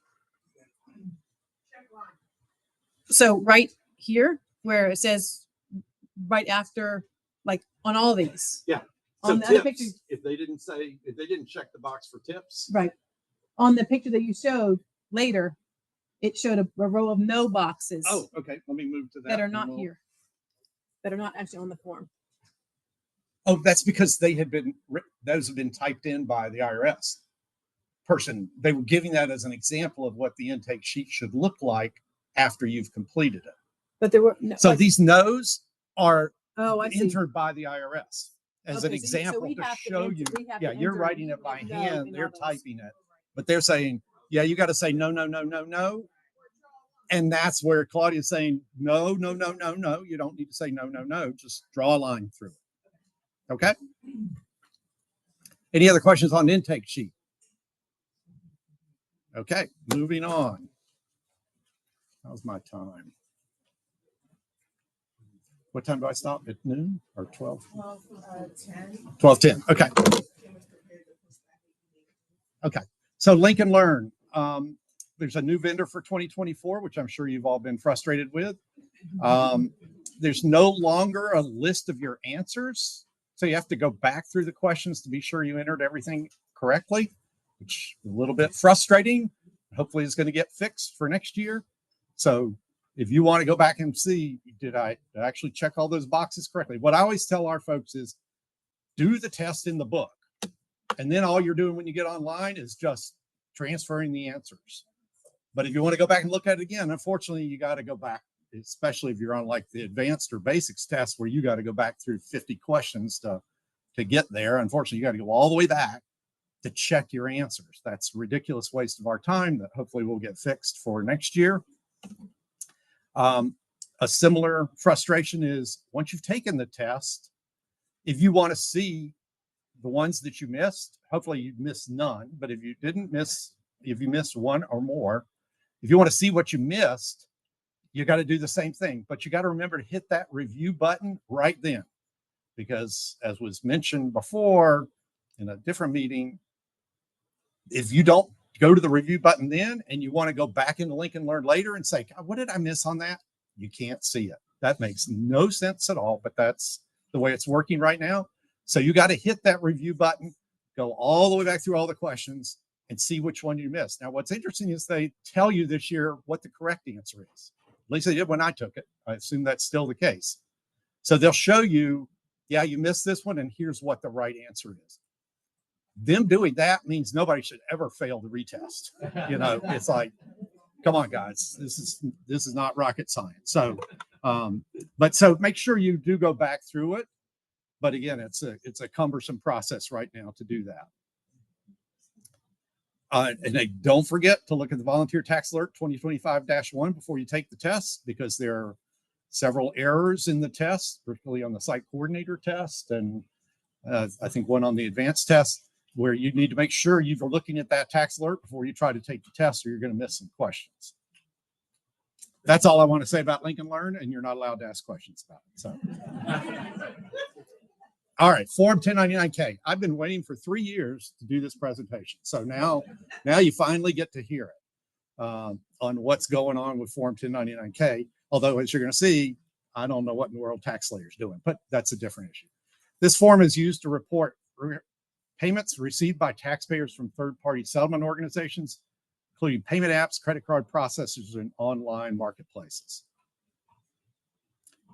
So we're going to see it once we start seeing these. It's basically going to be Uber, DoorDash, PayPal, Venmo, Amazon, eBay, Auto Trader, all those kind of things are the things that we're going to expect to see 1099-Ks from.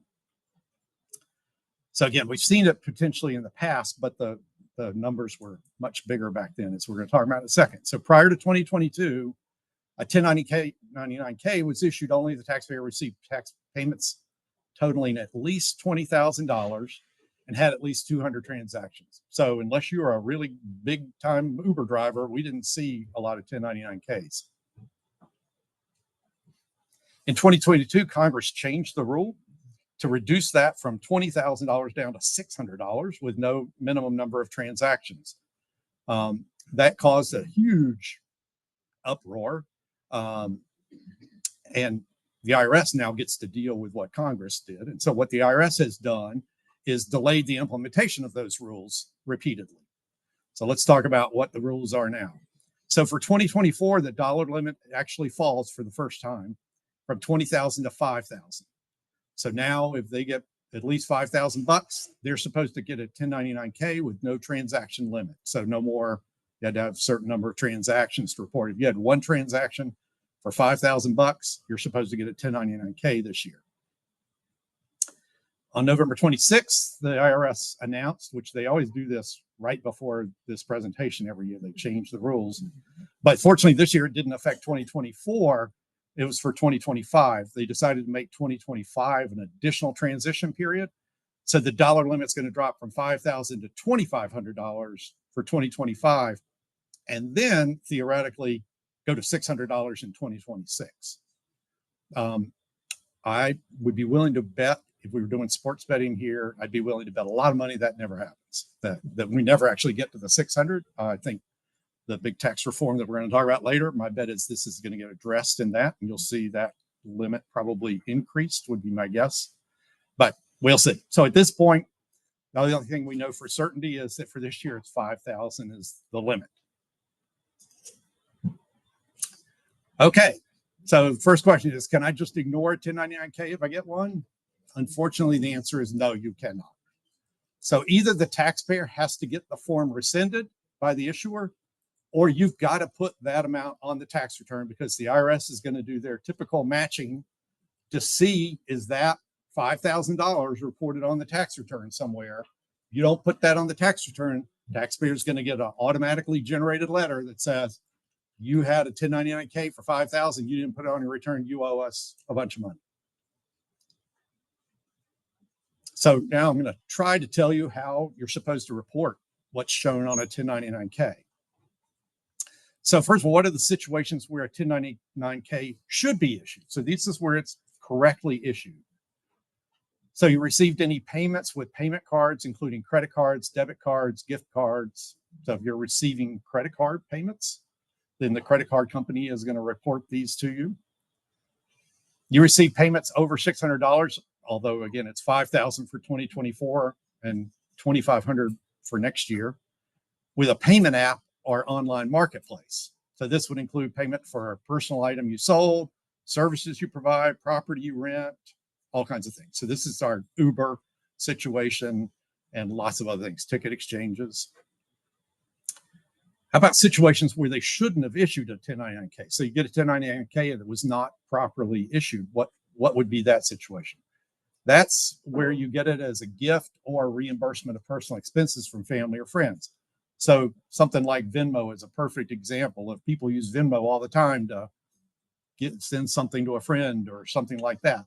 That shouldn't be reported on a 1099K. It's not a taxable transaction. You're just like you went out to dinner and one person paid the bill and the other one Venmoed half of it to them. That's not supposed to be reported on a 1099K. So some of the apps I know you can say whether it's a business or a non-business transaction. For taxpayers where they're doing this, you want to make sure, if they can, I think you can do this for PayPal, for example, you can set up a business account and a personal account so that you make sure you're separating those two out, so that the business account is just business stuff. That'll generate a 1099K. The stuff that's in the personal account would not. Okay, so there are 6 possible things that we need to talk about with a 1099K. So first is, what if it's incorrectly issued? So we just saw the situation. I get reimbursement from somebody for something and it shouldn't have been reported, or it was a gift from somebody, shouldn't have been reported. How do I deal with that on the tax return? 1099K issued for the sale of personal use property, issued for the sale of business property, sale of investment property, issued for services, or issued for rent. So those are all the ones that I could think of, at least, all the different buckets of income that could be reported on a 1099K. So the first one is, what if the 1099K was received in error? So we conclude that this was a personal transaction, it was a gift or something like that, shouldn't have been reported on the 1099K. What are we supposed to do? So the IRS says, well, the first thing you're supposed to do is contact the issuer immediately and try to get a corrected 1099K showing no gross receipts. So they should go back to the PayPal, for example, and say, hey, that was a personal transaction. That wasn't a business transaction. It was a gift. You need to send me a new 1099K showing 0 as the gross receipts so that I don't have to put it on the tax return. I know a lot of the sites already have a whole mechanism built into them now for dealing with this. How quickly that gets resolved, I have no idea. Somebody comes into your site on April 15th, they're not going to have time to do this. So what happens if we can't correct it through the issuer? If it can't, then you've got to put it on the tax return. So I'm now going to try to tell you what I think the rules are for reporting the transaction. So what's interesting is TaxSlayer has a new input page for Form 1099K. The most interesting thing is, or at least to me it was, in yesterday's TaxSlayer enhancement webinar, if anybody watched that or listened to that, they didn't talk about this, which really drove me nuts, because it was like, of all the stuff I wanted to hear, this was number one on my list of what are they trying to do here? And they didn't even raise this one as an issue, which was a little surprising to me. So let's look at this. So this is a screenshot right out of TaxSlayer. If you go to the 1099K menu, this is what you're now going to see in TaxSlayer. It says, in order to properly report your 1099K, you'll be directed to create a Schedule C on the next page. Please input your income from 1099K on the first line of the income section inside the Schedule C. Well, that's correct for services income. So that's what we would do with services income. So our Uber driver, that's what we would do. And we'll talk about that more specifically later. Next, if you have rental income, then that needs to go on a Schedule E. Again, that's going to be out of scope for everybody except JD. Next is for 2024, enter the amount reported to you on a 1099K that was included in error or for personal items sold at a loss. And the reason this box is there is for those, you need to report them for the matching purposes, but they're not income to you. You need to correct the income. And so what TaxSlayer is giving us is a box here to put that in, which one would think means, okay, then TaxSlayer takes care of it. So I put the number in that box. They're going to report it for me. That shows up on Schedule 1. There's a box back on the very top of Schedule 1 now. That now in TaxSlayer, it's there. Well, in Schedule 1 form. Well, this is just say it and I'll repeat it. Schedule 1, there's a box at the top of the form that has that number is carried to on Schedule 1. It does show up now? Yes. Great. Thank you. Okay. That's what was driving me crazy, because when I tried this a while back, it didn't carry it anywhere. So it was like, so what's it? So she's saying that it is now showing up in TaxSlayer. Did they put it on both sides of the Schedule 1? Well, what I'm saying is there's a box on the IRS form. I don't know if TaxSlayer. Oh, on the IRS form. Okay. That's a different point. So yes, the IRS form does have, it recognizes the need for this. That's interesting though, that Schedule 1 now has a specific line item for 1099K. It's right on the very top of the page. And what does it say? It says for 2024, enter the amount reported to you on forms 1099K that was included in error or personal items at a loss. It's the same verbiage right there. Oh, okay. At the very top of the form. That's on the Schedule 1. Okay, so that's really interesting. Thank you for pointing that out. I obviously missed that is now in there. So what I'm going to tell you in a minute is not entirely correct. So what that's doing is that's great that it did it that way, because what that's doing is it allows us to put a number in this box. Hopefully then TaxSlayer is going to put it in that box on the Schedule 1, and that takes care of it. So that's great. What concerned me was their note here. Please note this amount does not carry to or subtract from any form such as your Schedule C, which was like, well, if it's not going on the return, then I haven't reported it. That's why I thought they would have talked about it yesterday. But you're giving me hope that it's going to take it to the Schedule 1 and put it in that box on Schedule 1. So you're going to see, I'm going to be able to skip a few slides now because of that. I know you like questions at the end, but in reference to this, you can repeat it. Schedule C can give you some SE tax. Right. And so you get $2,000 in, 2,000 out, that's zero. Does the SE tax show up? No, if it's incorrectly issued, it won't go on a Schedule C. So this first paragraph that they wrote here, Oh, sorry. Click too far. In order to properly report your 1099K, you'll be directed to a Schedule C. That's only for services income. That was poorly written by TaxSlayer. So, and I'm going to tell you later, the only reason you ever need to go to the 1099K page in TaxSlayer is to put a number in this box. So the only time you're ever going to want to go to 1099K page is because you've got a incorrectly issued 1099K or one where it was a personal item sold at a loss. We're going to talk about that in a minute, but that's, for example, I sell my car on Auto Trader. I paid $20,000 for it. I sold it for $10,000. That's a non-deductible loss. In the past, I never needed to report that on my return. Now I do because of the 1099K matching, but that's why I put it in this box and it takes it from there for me. So, so it's only services income that's going to generate the Schedule C and create that issue for us. So as I say here at the bottom, the only time you need to go to the 1099K menu is if you need to put something in that box for incorrectly issued or personal item sale at a loss. So it's possible you may have to split a 1099K into two different locations. We can't hear you. Let's hope not. So she's suggesting you might get a 1099K where it's for multiple reasons. So some of it needs to go in one place, some in another. That's potentially possible. So you need to understand what they're reporting on the 1099K to make sure that you're reporting it properly. And then the last part of this says the remaining amounts reported to you on Form 1099K should be reported elsewhere on your return, depending on the nature of the transaction. So in the case of incorrectly, I say TaxSlayer should make the required entries required on Schedule 1. Sounds like there is a new box on Schedule 1 that I had missed.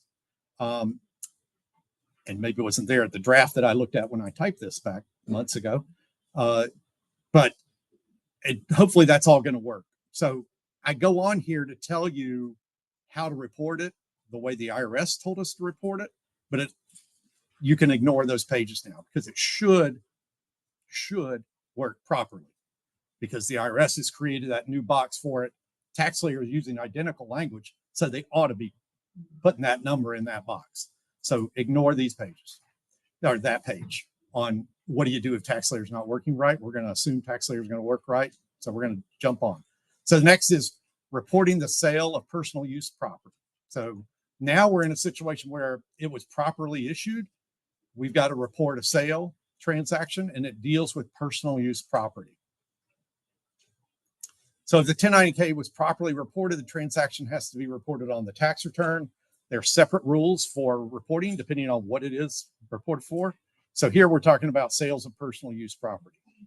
So personal use item is something the taxpayer owned for personal use, such as a car, furniture, clothing, jewelry, etc., where the taxpayer didn't purchase it with the intent of selling it for a profit. So my car example, I buy a car, I drive it for 3 years. I want to go sell it. I sell it on Auto Trader. I get a 1099K. That's what we're talking about. That was a personal use item that I've now sold. How you report the sale depends on whether it was a sale at a loss or a sale at a gain. So it was sold at a loss.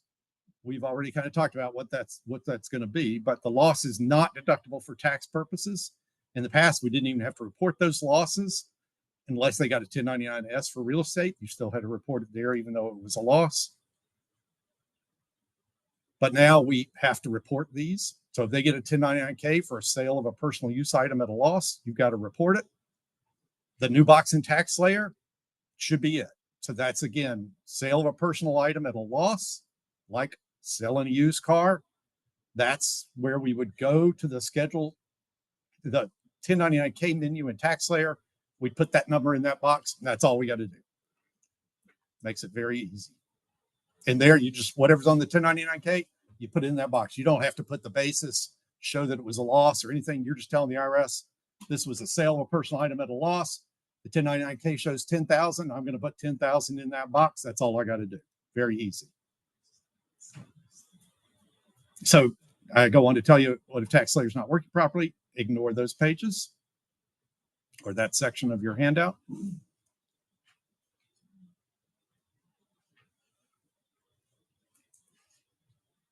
So now what if they sell it at a gain? Well, now we're dealing with a situation where you've got income, obviously, that you need to report on the return. So the gain is taxable income and has to be reported. The sale would be reported as capital gain on Schedule D, but now we've got a scope problem. Because for VITA, the only thing that we're allowed to report on a Schedule D are capital gains transactions that are sales of stocks, bonds, mutual funds, personal residence. Period. That's all we're allowed to do under the scope rules for VITA. So if somebody sells their used car and somehow or other they made a profit on it, that's going to be an out of scope return for us. We can't report that on the tax return. Here's a great example. Taxpayer buys tickets to a Taylor Swift concert, resells one of the tickets he can't use at a profit. If the taxpayer is not in the business of buying and selling tickets, this is just kind of a one-off transaction. That should be reported on a Schedule D, which would make the return out of scope for VITA. So all your Taylor Swift ticket sellers are going to be out of scope most likely. What about selling items other than personal items? So now we're going to get into business or other things. So this would include buying and selling items on sites such as eBay. So there are people who buy and sell stuff on eBay all the time. So they're buying and selling. That's really their job. That's their business. So that's one situation. Selling tickets on Ticketmaster. There are also people who go out and buy tickets and turn around and just turn them. So they're not buying them for personal use. They're buying them to resell them to make a profit. That's their whole intent. If property is sold when the taxpayer is not engaged in the activity for profit, such as through a hobby, the transaction is out of scope. So I'm going to give you a little bit of rules here, but we're not going to talk about this in detail. But so, for example, you just have a hobby where you paint pictures, and every once in a while you sell one and you have income to report from that. That's a hobby. That's hobby income, which is not in scope for VITA. So we couldn't do that. So the general definition of hobby is any activity that a person pursues because they enjoy it with no intention of making a profit. People operate a business with the intention of making a profit. That's kind of the basic distinction. Many people engage in hobby activities that turn into a source of income. So maybe a hobby, but you every once in a while make some money. That's out of scope for us. These are the factors that the IRS looks at in determining whether or not something is a hobby. I'm not going to go through all of these. I just give them to you in case you ever hit that situation.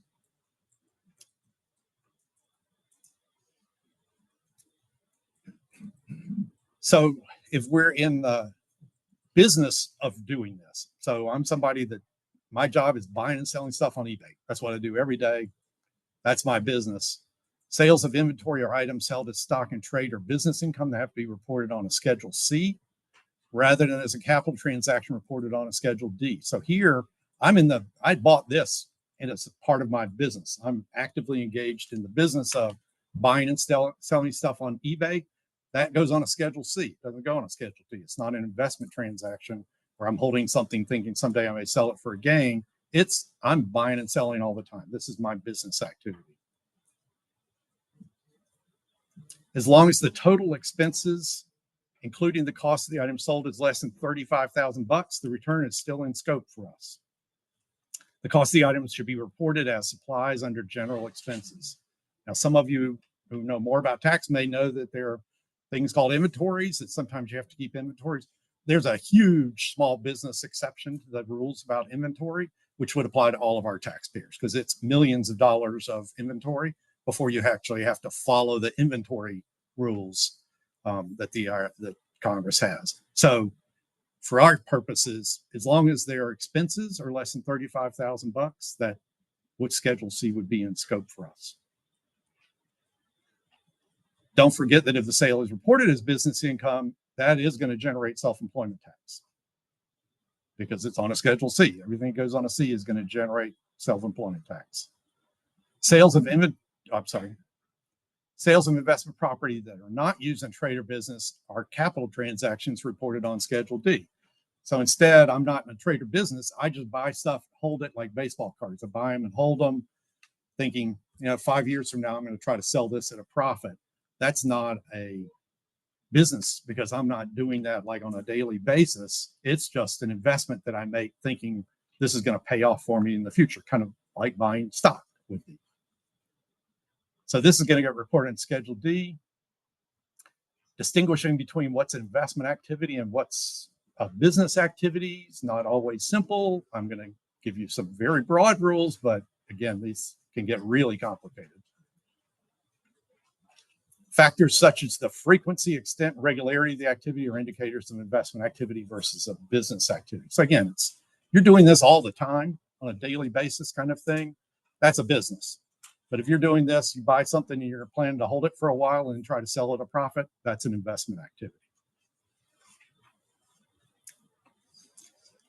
The problem is that if I sell an item as an investment property, then it's got to go on a Schedule D. I'm back to my scope problem again. So if I buy baseball cards, I hold them for 10 years and I sell them, that goes on a Schedule D. That's out of scope for us. It's not stocks, bonds, mutual funds, personal residence. It's not one of those four things. You can't do that return.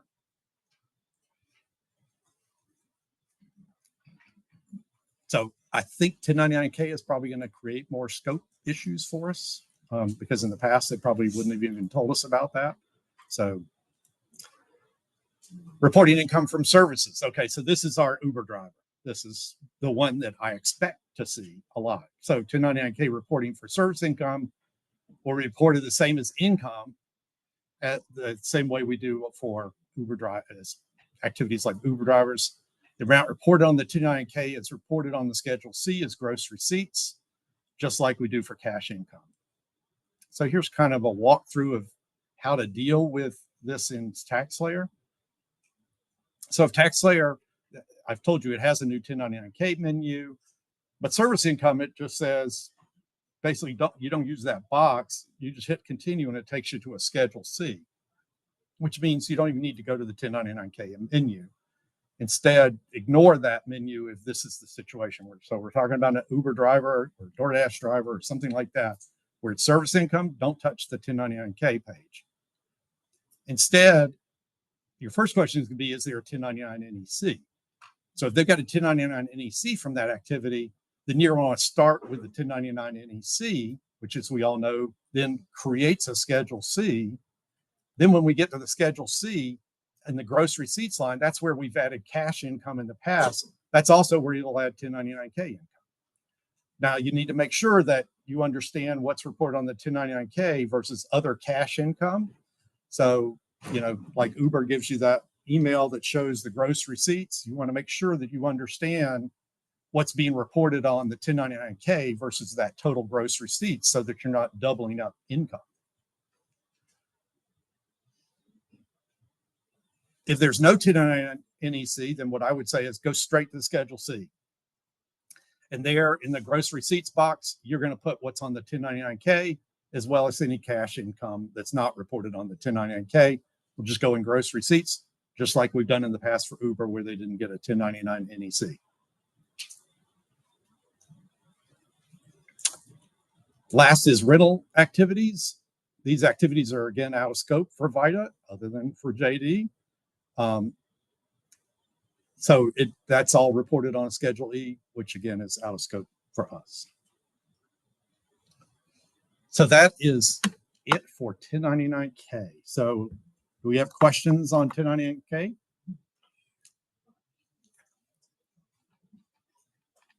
You have any online? I'm glad that was so clear that you have no questions at all. That's great. Great job. Thanks. Okay. And I'm going to type it in the chat for people at home. Okay. That there is no, just to be clear, there's no separate entry screen like there is for a 1099 NEC where you can go in and add the 1099 NEC. There is no separate entry screen for a 1099-K. Right. So the only thing you're entering for 1099-K is if it's shouldn't have been reported to you or it was a personal item sold at a loss, then we're going to use that little box in the TaxSlayer menu. Otherwise, it all goes in the gross receipts on Schedule C, if that's what it is, or it's going to be out of scope or any of the other things that I've told you. So I've walked you through kind of how to report those, but there's not a 1099-K box the way there is a 1099 NEC box.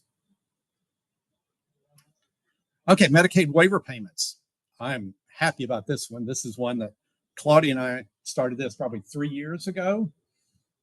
Is that right? Yeah. You think 3 years ago, we pushed because we said, why isn't there a code for box 12 for W-2 showing Medicaid waiver payments? Because it's just like combat pay, for example. So code Q for combat pay, that's showing the IRS why it's not in box 1. It's saying, yeah, they've got income. I mean, they made money through Medicaid waiver payments, but it's not taxable. So by putting it in the box 12 with the code II, is the new code that was assigned by the IRS, what that's going to do is greatly simplify Medicaid waiver payments. I don't know how many of you see these. We see them with some frequency. And so hopefully they were going to be reported on the W-2 with the new code, and hopefully TaxSlayer is going to do all this right, and it's all going to work automatically. So TaxSlayer should treat this just like it does for combat pay, because one of the unique things about combat pay, and it's also true for Medicaid waiver payments, is that the taxpayer can elect to include it or exclude it for EIC and child tax credit purposes. So in determining the amount of the EIC, you can put it in or you can leave it out, depending on which one gives you the better answer. You get to make that election. For combat pay right now, TaxSlayer does that for you automatically. So you just put in the code 12, and code Q in box 12, and TaxSlayer takes it and goes with it from there. You don't have to touch it. That's the same thing they ought to do with the code II. So we're going to keep our fingers crossed that TaxSlayer does it right. And so it will figure out whether to include it or exclude it for EIC and child tax credit purposes, so that this all becomes automatic. So that's my goal. My hope is we're going to get a W-2 with the code II in box 12. All we got to do is put in the W-2, and TaxSlayer takes care of Medicaid waiver payment reporting for us. Yes. In the past, I've had to put $1 in box 1 because I had so many rejects. I have several of these. Yeah, that's an issue with MEF, that it won't let you. Well, actually, I think it's a TaxSlayer problem. I don't think it's an MEF problem, but I'm not sure. I'm sorry. It's an MEF problem. It is an MEF problem. Oh, okay. Okay. So it's an MEF issue that it won't let you do a W-2 with nothing in box in tab 1. The IRS always goes nuts when I say things like this, but I'm going to say it anyway. I agree with you. I put $1 in box 1 just so you can get it through TaxSlayer, because to tell me I need to paper file that return is absurd. So I'm not paper filing that return. I'm going to put $1 in box 1 so that can be electronically filed. So it won't reject this year. I can't promise you that. I'm just telling you how it's supposed to work. So we'll see. First-time home buyers credit. This is the last year for repayments of first-time home buyers credit. Hallelujah. This is a reject. We get at least 2 rejects for this every year. It's unbelievable. So I'm thankful this is the last time we're ever going to say the words first-time home buyers credit.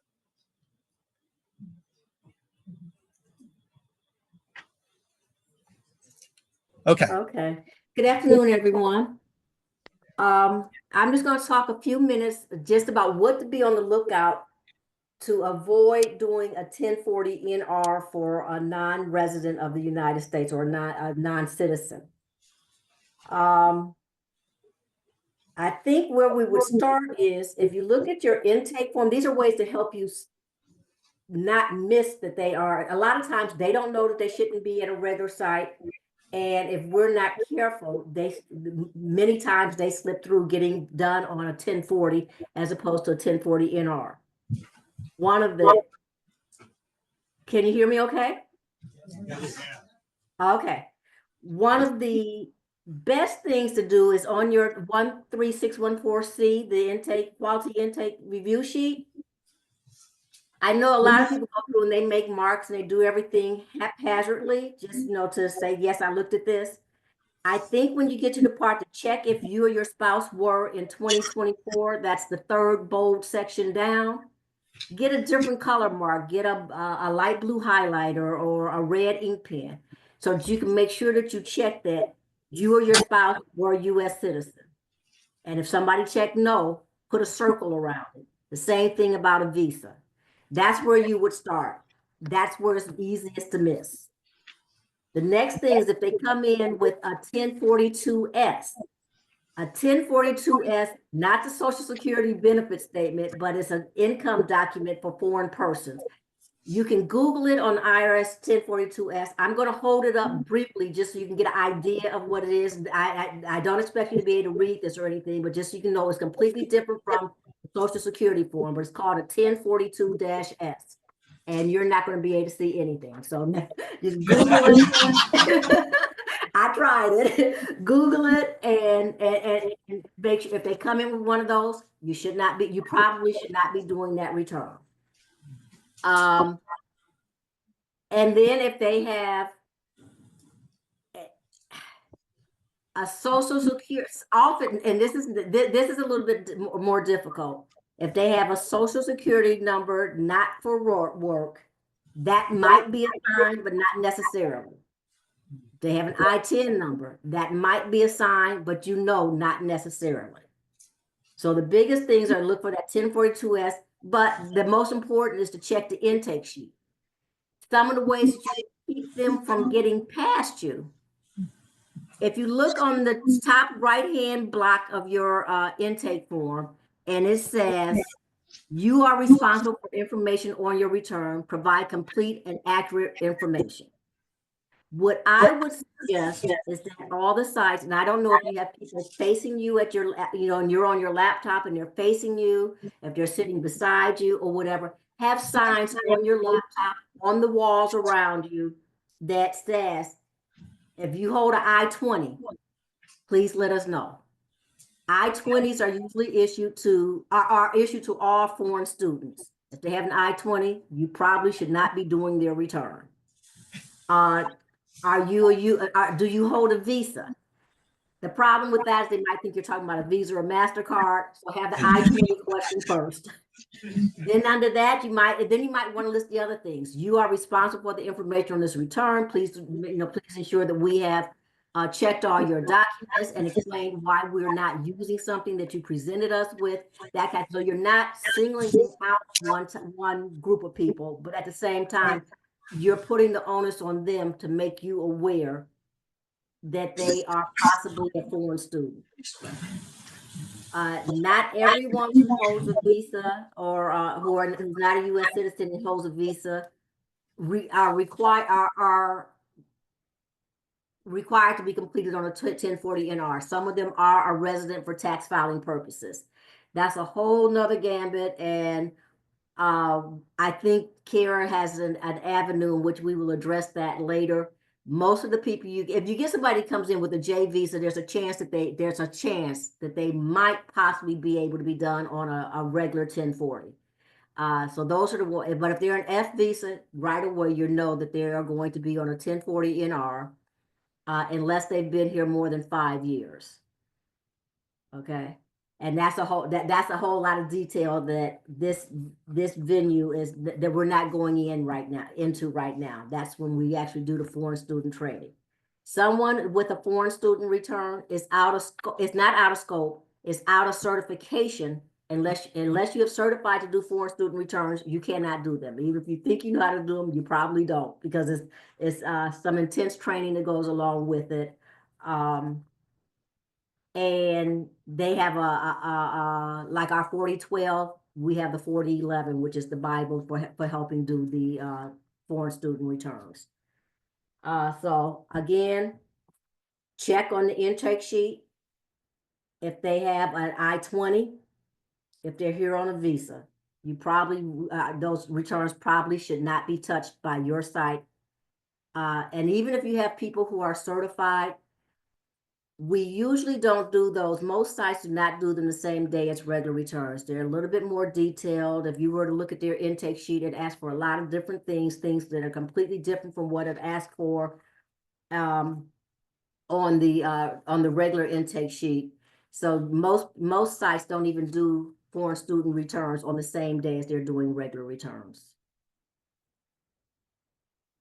That's it. Any questions? Are there any questions? I guess not. Kiara?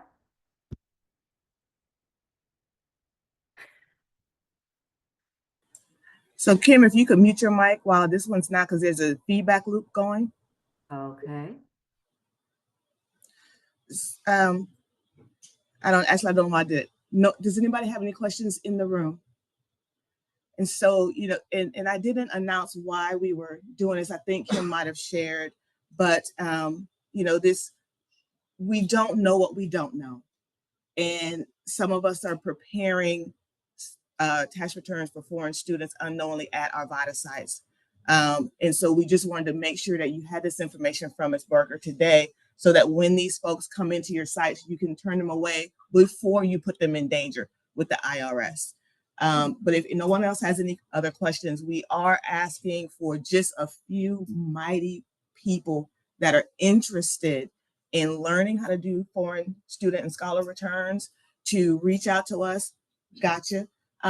Because we're putting a little dream team together, and we're going to be going to about 3 universities this year and doing tax parties. I don't know, Kim, if you wanted to talk about that a little bit, what that is. I'll mute myself and then you can go. Okay, great. First of all, like I said, it's a separate training, and Kara, Catherine, and I will, and my husband will be leading the training. But the tax parties are, let me give you a little bit of background. Many years ago, like 20 years ago, a student walks into one of our VITA sites and they're a foreign student. I wasn't there. My volunteers, they looked up all the information. Fortunately, they did the return right. But then I realized that maybe we should go ahead and get certified for foreign students. So we worked with our international house, and we had a core group of people. Some of them were the same volunteers that were doing regular returns. Some of them only did foreign student returns. And we trained them, and we spent one of the main documents for tax documents for foreign students is the 1042S. At the time, those usually weren't issued until the end of February, beginning of March. So we didn't even start training until the end of February, beginning of March. And then we would do weekends, Saturdays and Sundays, for 3 or 4 weekends in a row. We found that we were only able to get, with our volunteers, we were usually only able to get about 80 students done throughout the entire tax season, and there were a lot more than that. So we need to figure out another way to do this. We started holding what are called tax parties. We got a large venue on campus, a large auditorium. We broke students up by treaty area. We set them by treaty area, but we also put them every other row, every other seat. And we gave them an FSS link. And I went through on screen and led them step by step. And my volunteers were able to go in between rows, in between seats, and answer questions. We were able to get done on a Saturday and a Sunday, 300 returns, as opposed to only doing 80 returns over the course of 4 weeks. We were able to do more than that. In addition to that, we also did it with our regular students too. Miss Davis there, Catherine and I actually went to a small room on our campus, and we had probably about 60 students. We were there for 2 hours, and using the FSS link, we were able to get 60 returns done. 2 volunteers, 2 hours, 60 returns. Someone's asking, what is my site? I no longer have a site. I am retired. They pulled me out of retirement to do this. I used to run the Duke Law School site. Okay, so. Okay, and I see somebody, okay, anyway, I'm going to quit reading the comments so I can go ahead and keep talking. So basically, that's what the tax parties are. So we want to train people. We're going to go to universities. I know we're planning on going back to North Carolina Westland, where we were this spring. And there we were fixing returns. Now we're going to actually be preparing returns and hopefully be doing it in the form of a tax party. It's more beneficial for us to do it that way using an FSS link, because as I said, we can help a lot more students. Okay, I'm going to mute myself now, Kara.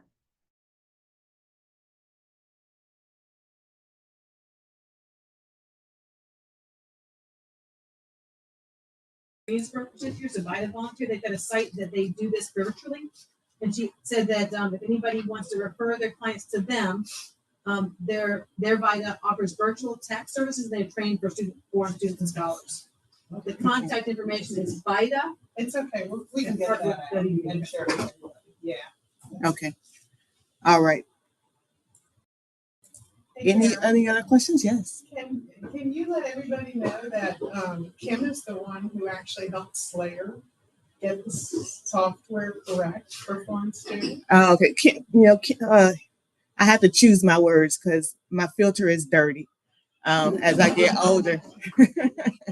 So Kim is feisty, and you're not going to tell her that something's not possible and you can't do something. And she was instrumental in making sure and getting TaxSlayer to actually make the foreign student prep possible and available to us.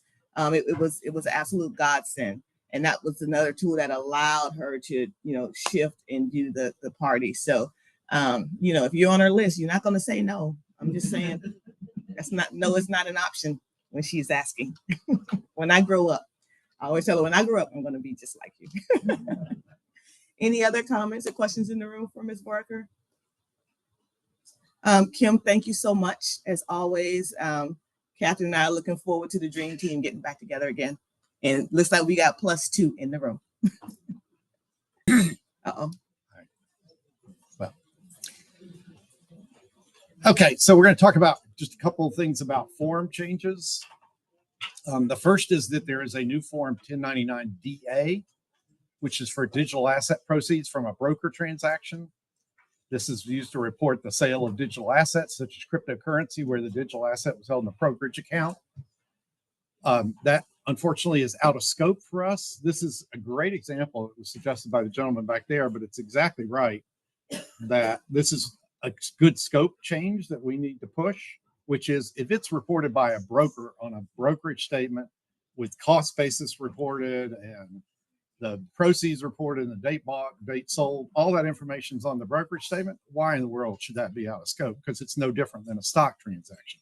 I get it when you don't have that stuff and you're relying on the taxpayer to give you basis information, that stuff. But if it's on a brokerage statement or on a 1099-DA and it's got all the information you need to complete Schedule D, that makes no sense at all to me. But, again, 5 years ago, we weren't in that place. Now we've come a long way with crypto. And so hopefully we can get the IRS to go along with a scope change on that. The Form 8888, you all may know about this form. It's provided for allocation of refunds, so you can split between different bank accounts. You also used to be able to use that to buy a savings bond. That's gone now. They've eliminated that. So now it's just split money between bank accounts or get part in cash and part in a direct deposit. Inflation adjustments. So I'm just going to run through these quickly. I'm not even going to read these off. It's just listed here for you. All the standard deduction, obviously all these inflation adjustments kick these up every year. So they've all gone up pretty significant amount, including the age blind adjustment. Child tax credit, the refundable piece has gone up $100 to $1,700. The gross income limit for qualifying relative tests is a big thing that we see a lot, especially on the tests. That's $4,700 up to $5,050 now. The EIC max has gone up $400. Annual exclusion for guests. This was wrong in the handout. Thank you for, there you are, for correcting me on that. I got last year's adjustment, not this year's. So it went from $18,000 for 24 to $19,000 for 25. Maximum IRA deduction went up $500. Business use of a car. This one's bizarre to me. So it increased for business use of a car up to 67 cents a mile, but for medical moving, it decreased to 21 cents a mile, which I would love to understand the inflation adjustment that would have caused a decrease in the mileage thing. But obviously, I don't know the inner workings of that, but that's what happened. Charitable miles, that's actually set by statute, so only Congress can change that. HSA contribution limits went up. Kitty tax unearned income threshold went from $2,500 to $2,600. The repayment limits for premium tax credit adjusted up again, so those have gotten better. North Carolina, I'm going to blow. Well, the first part's actually really straightforward. We've already heard today, not a whole lot's going on in North Carolina, so I'm not going to. Basically, the only thing is the tax rate. It's at 4.5 this year. It's going to go to 4.25 next year, and then 3.99 after that, maybe lower. Direct file, Janetta mentioned this also, that North Carolina is now participating in direct file. South Carolina is not at this point. So somebody who does direct file, lives in North Carolina, can now also complete their North Carolina return. It transfers all the information to another software program. It's not direct file, is its own thing for federal, but it transfers it to another software company's software that will complete the North Carolina portion for you. But I thought it'd be helpful to just quickly go over these are the federal requirements for direct file, because it's not as useful as it would hopefully become if it stays around. Types of income: W-2, 1099 INT, unemployment comp, Social Security, retirement. Retirement just got added this year. It wasn't there last year. So a lot of the folks we see would fall into that category, but it doesn't support, for example, 1099 DIV or self-employment. So if it's got those on it, you can't use direct file. What credits can be claimed? What we'll see is most of the credits that we see are covered, but not the education credit. But EIC, child tax credit, child dependent care credit, premium tax credit, all those can be done on direct file, assuming they're not too complicated. Then the states that are covered for 2024, there are 24 states that are covered by direct file. As I mentioned, North Carolina is one, but South Carolina has not yet gone to direct file. This is the thing that really gets me about direct file. Is it's the same thing with setting up an online account. You got to go through the ID.me process. And for those of you who have been through that process, you know how cumbersome it is, particularly like my site where we're, 65, 70% are senior citizens, many of whom are not at all computer or phone literate. The idea of setting up an ID.me account is kind of a non-starter. And then you got to remember your passwords and all that kind of stuff. So very cumbersome process that it'd be nice if you didn't have to jump through that. But I mean, you compare that to like Free Tax USA or My Free Tax is much simpler to set up your return in that than direct file. Disaster declarations. So normally I wouldn't talk about this, but obviously this was unfortunately a big year for disasters with Hurricane Helene. So President Biden declared that all of North Carolina and South Carolina are federal disaster areas. A bunch of other states too are affected, but I'm just focusing on North Carolina and South Carolina. Then the IRS basically takes that and issues its own information about what that means. So they've provided relief that postpones various tax filings and payments that were scheduled to have occurred between September 25 and May 1, 2025.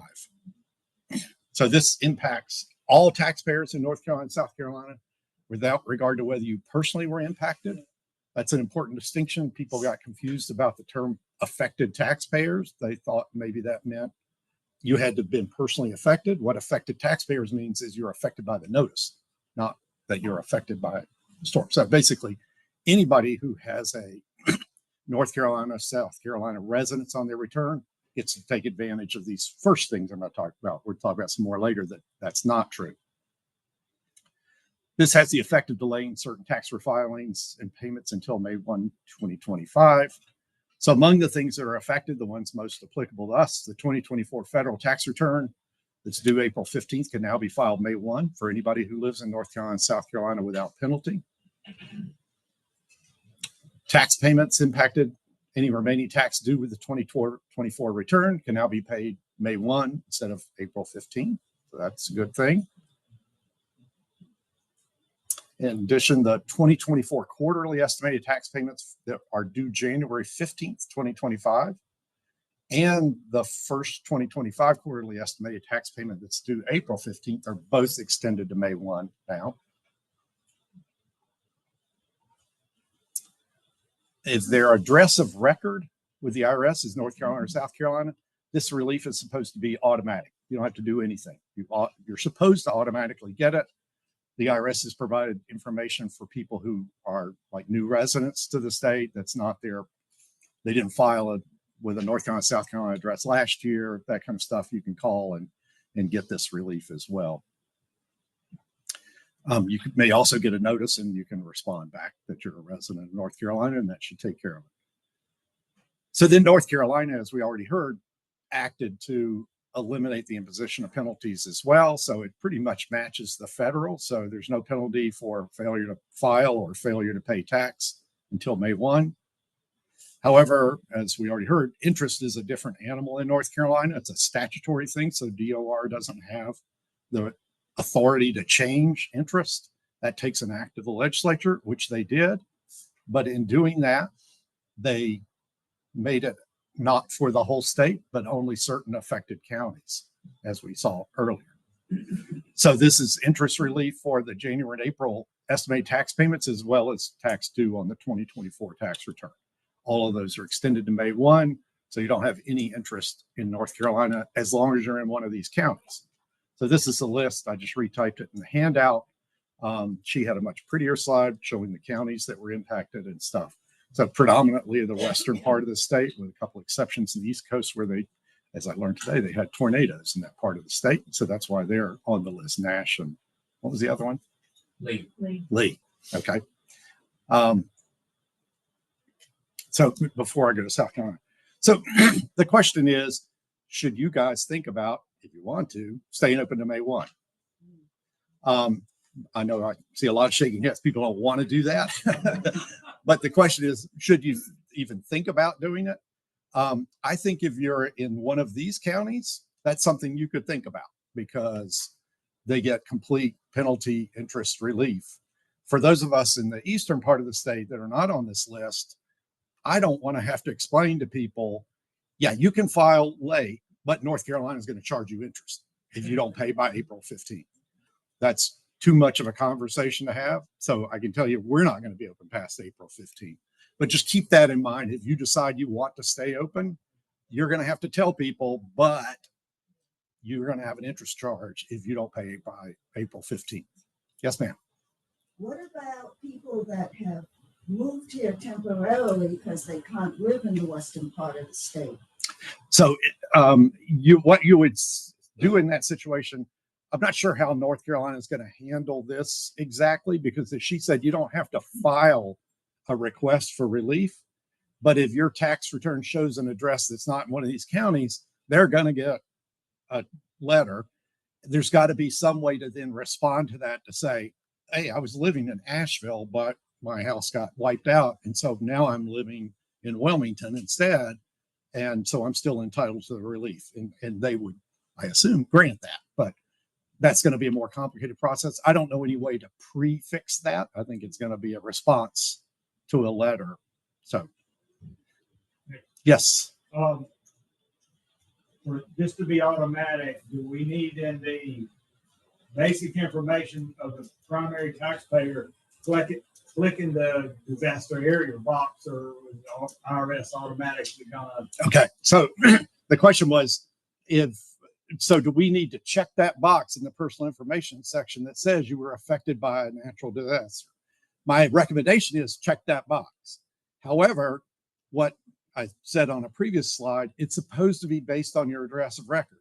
So if your address is a North Carolina or a South Carolina address, the federal government should provide that relief without regard to whether that box is checked. The only thing that box check does is it puts a little thing at the top of the 1040 saying something about qualified disaster area or something like that. So I don't think you have to do that, but I think that's worth doing because it's just one more thing to warn the IRS, hey, this is a return that's affected. Only we're not in that area, so the only impact it's going to make for our people is they can delay paying a couple weeks paying what their balance due. And it's like, well, yeah. So he's saying, for people in the eastern part of the state that aren't on this list, you get federal relief from penalties and interest. You get state relief from penalties, but not interest. But you also get to file later. So they're filing later and paying later are benefits. It's just, again, the interest piece that's the difficult one for North Carolina. So for South Carolina, much more straightforward. They've issued similar relief so all penalties and interest are waived for the affected returns. Again, it's the returns that are due April 15th, 2025 are now due May 1, 2025. Quarterly estimated tax payments that were due January 15th, April 15th are now due May 1. And the balance due on a 2024 return due April 15th is extended to May 1. Theirs is a complete penalties and interest. There's no funny rule like there is for North Carolina. Casualty losses. Now, the first thing about casualty losses is, unfortunately, this is something that clearly the people in the western part of the state in both North and South Carolina are going to have to deal with. Unfortunately, the biggest problem is that it's out of scope for VITA. So anybody who's going to put a casualty loss on their return, you can't do that return. You can't claim the casualty loss on the return.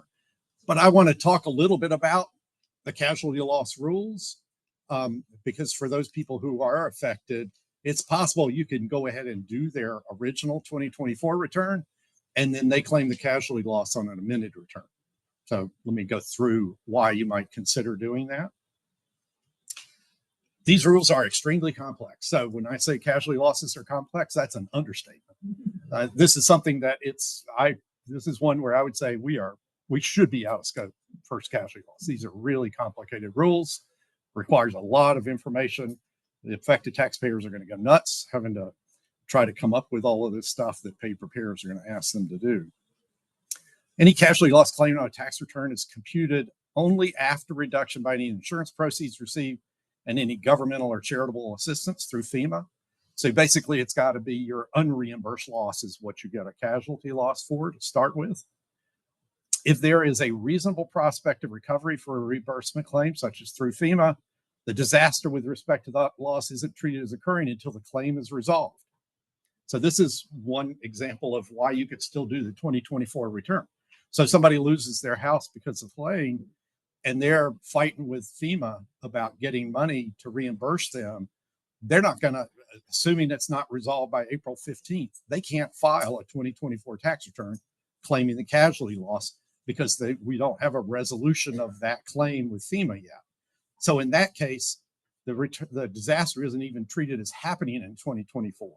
So there you can file the 2024 tax return, don't claim the casualty loss, and then when the reimbursement is resolved, they could either claim it on the 25 return, or they can file an amended return for 2024 and claim it. So obviously we couldn't do either one of those returns, but we could have done the original 2024 return. So I'm probably going to end up repeating some of this. So the taxpayer, one of the rules is that a federally declared disaster, you have an option of either taking the loss in the year of the disaster or in the prior year. I'm not quite sure what the genesis of that was, but that's the rule. So if it happened in 24, it gets resolved in 24, I have the choice of either putting it on my 24 return, or I can file an amended 23 return to claim it. And hence another reason why you could still do the original 24, you just couldn't do the amended 23. Why would you want to do that? Maybe income fluctuation where the casualty loss does you more good last year than it does you this year. Who knows? But that is an option taxpayers are given. Again, and this is kind of repeating what I said. If they've got a claim pending at year end where there's a reasonable prospect of recovery, they can't claim it yet. If they don't have the information needed to claim the casualty loss on the originally filed 2024 tax return by April 15th, they can't file. So in either one of those situations, I think you could still file the 2024 original return and let them deal with the casualty loss on an amended return. Then there are rules that limit your ability to take a casualty loss. So let's say we've gotten to what our unreimbursed loss is. The general rule, which I'm going to tell you in a second about an exception to that now, but under the general rules, a casualty loss is first reduced by $100 and then 10% of AGI. That's a pretty big haircut for people with higher income. The casualty loss is an itemized deduction. So in that situation, it would take a significant uncompensated loss if your income was at a decent level due to the 10% of AGI threshold and the standard deduction threshold. So you'd have to have a fairly significant loss to even get any tax benefit. However, last week, the Senate passed a bill to change those rules for all major disasters declared by the president since 2020, which would obviously include Hurricane Helene. The House had already passed the bill. It's on the president's desk. I don't know if he has signed it yet. I'm confident he will. It passed the House and passed the Senate unanimously, passed the House virtually unanimously. So I'm confident it's going to get signed. So I think this law is going to change. And under the new rules, a qualified disaster loss is deductible to the extent the unreimbursed loss exceeds $500 and is deductible in the same way the standard deduction is without regard to whether the taxpayer itemizes. So that now means everybody who had a bigger than $500 loss in North Carolina or South Carolina gets to take it as a standard deduction on their tax return. I'm sorry? In addition to the standard deduction. It actually gets thrown into the standard deduction calculation. Is that what you're saying or you're questioning? Is it on top of the standard deduction? No, I think I don't know how specifically it works. There are the instructions for the casualty loss form and the publication both talk about how you compute that and where you put it on the tax return. I don't think it's an addition to the standard deduction. I think you do it some other way, but I apologize. I don't remember how to do that. But that's the effect of it. It's like getting a bigger standard deduction. You don't have to be able to itemize. So what that means is now virtually everybody who was impacted is going to be able to claim a casualty loss for Hurricane Helene and all the other disasters that happened between 21 and 24. This actually came out of, you may remember back in 2020, there were several big hurricanes, Irma, and I can't remember the other ones now, but they had a special rule that was just like this for 1 year for 2020. And what this legislation is doing is saying, now we're going to change the rule for everything between 2020 and 2024. That's what that says. The publication 547 is the place to go to understand qualified disaster losses. The form is the 4684. Its instructions also very good about that. Again, all this is out of scope for VITA. I'm just telling you this so that if you've got affected taxpayers, you understand the basics of the rules so that you can guide them and kind of what they're going to need to be able to do, their ability to claim a casualty loss, and then you're going to send them off to a paid preparer. Another aspect of disaster stuff is getting disaster assistance. So payments to a taxpayer that qualify as a gift or as a qualified disaster relief payment are excludable from income. So if FEMA gives you money to compensate you for the loss, generally that's not taxable. You get into some funny rules with real estate, but I'm not going to go into that detail. Amounts received from individuals such as family or friends or from a charitable organization are excludable as a gift so long as it was just detached and disinterested generosity. So if your family member gives you money to help you pay for a loss you incurred or a charitable organization does, that's not taxable. These are the rules for what constitutes a qualified disaster relief payment. Again, I'm not going to read these to you, just providing you the rules so that you can go and figure that out for yourself if that applies. But again, it's intended to pick up the typical things that you would expect. So the relief payments that you're receiving are generally going to be non-taxable. The IRS has got lots of resources on disaster. I started to give you the link and it was like 10 miles long. So I just said, go to irs.gov and just put in disaster in the search bar and it'll take you, the very first thing will be this disaster assistance and emergency relief for individuals and businesses. Click on that and it's got more stuff than you could ever want to read on that about how to deal with disaster situations. Any questions on that?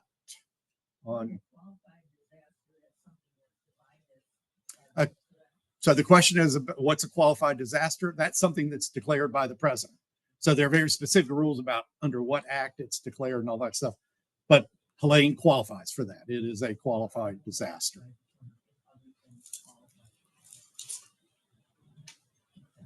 Hearing no other questions, we're going to roll on. Tax layer. Okay, so this is my attempt. Let me grab one thing. I just remembered.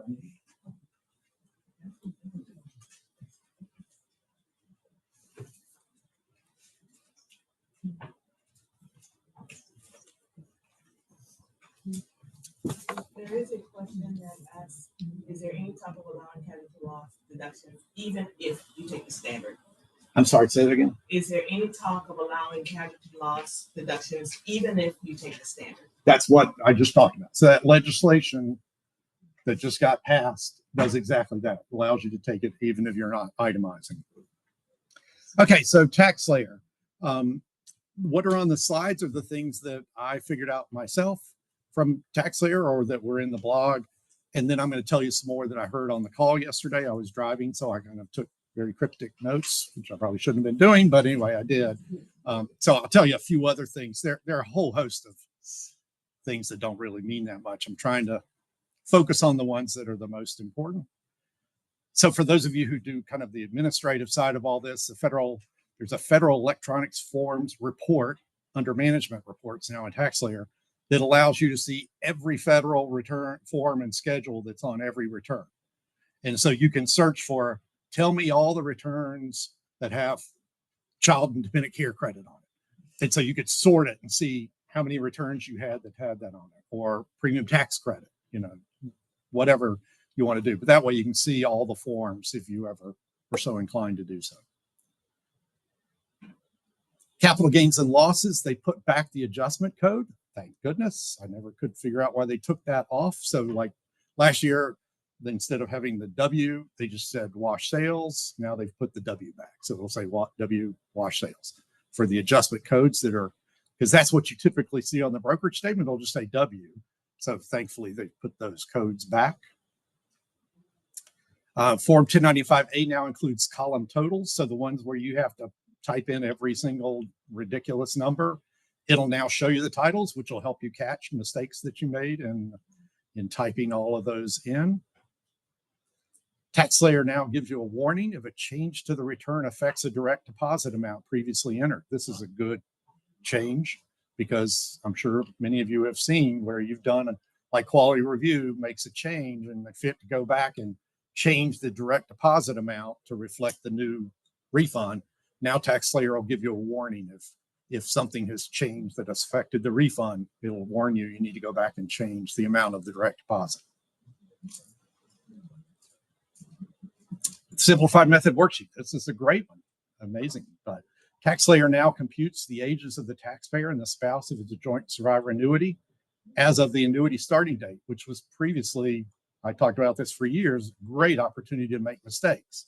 So now tax layer they've always had the information. Now they're actually using it. They've got the spouse's birthday, they've got the taxpayer's birthday, and they've got the annuity starting date. Now they're going to automatically compute that for you. So when you put in on the simplified method worksheet, once you put in the annuity starting date and whether or not it's joint survivor, you'll see it automatically pops up what the combined ages if it's joint survivor or the single age if it's not. So that's a great addition. Way less opportunity for mistake. In the past, I have always pushed to use the Bogart pension exclusion calculator, largely because of that issue and some others, but I'm now less reluctant to use the tax layer. However, I will say if it's a disability, so it's a code 3, I'd still use Bogart because disability gets really complicated about whether you're before minimum retirement age or after minimum retirement age. Because how the simplified method calculation works is very dependent upon when you retired versus minimum retirement age. The tax layer won't do that for you correctly unless you know what you're doing. That's why I like using Bogart, because it knows exactly what to do. All you do is tell it it's a disability pension, what the minimum retirement age, and then it figures out what the proper treatment is. There's 3 other enhancements I want to talk about in a little bit more detail. There's now an MFJ MFS comparison tool. This is great. It's located under miscellaneous forms in the federal section. This will allow you to show taxpayers the difference between filing MFJ and MFS, which is really helpful because we have fights every year with people who want to file MFS and we tell them it's going to save you money to file joint. Most likely it's going to save you money.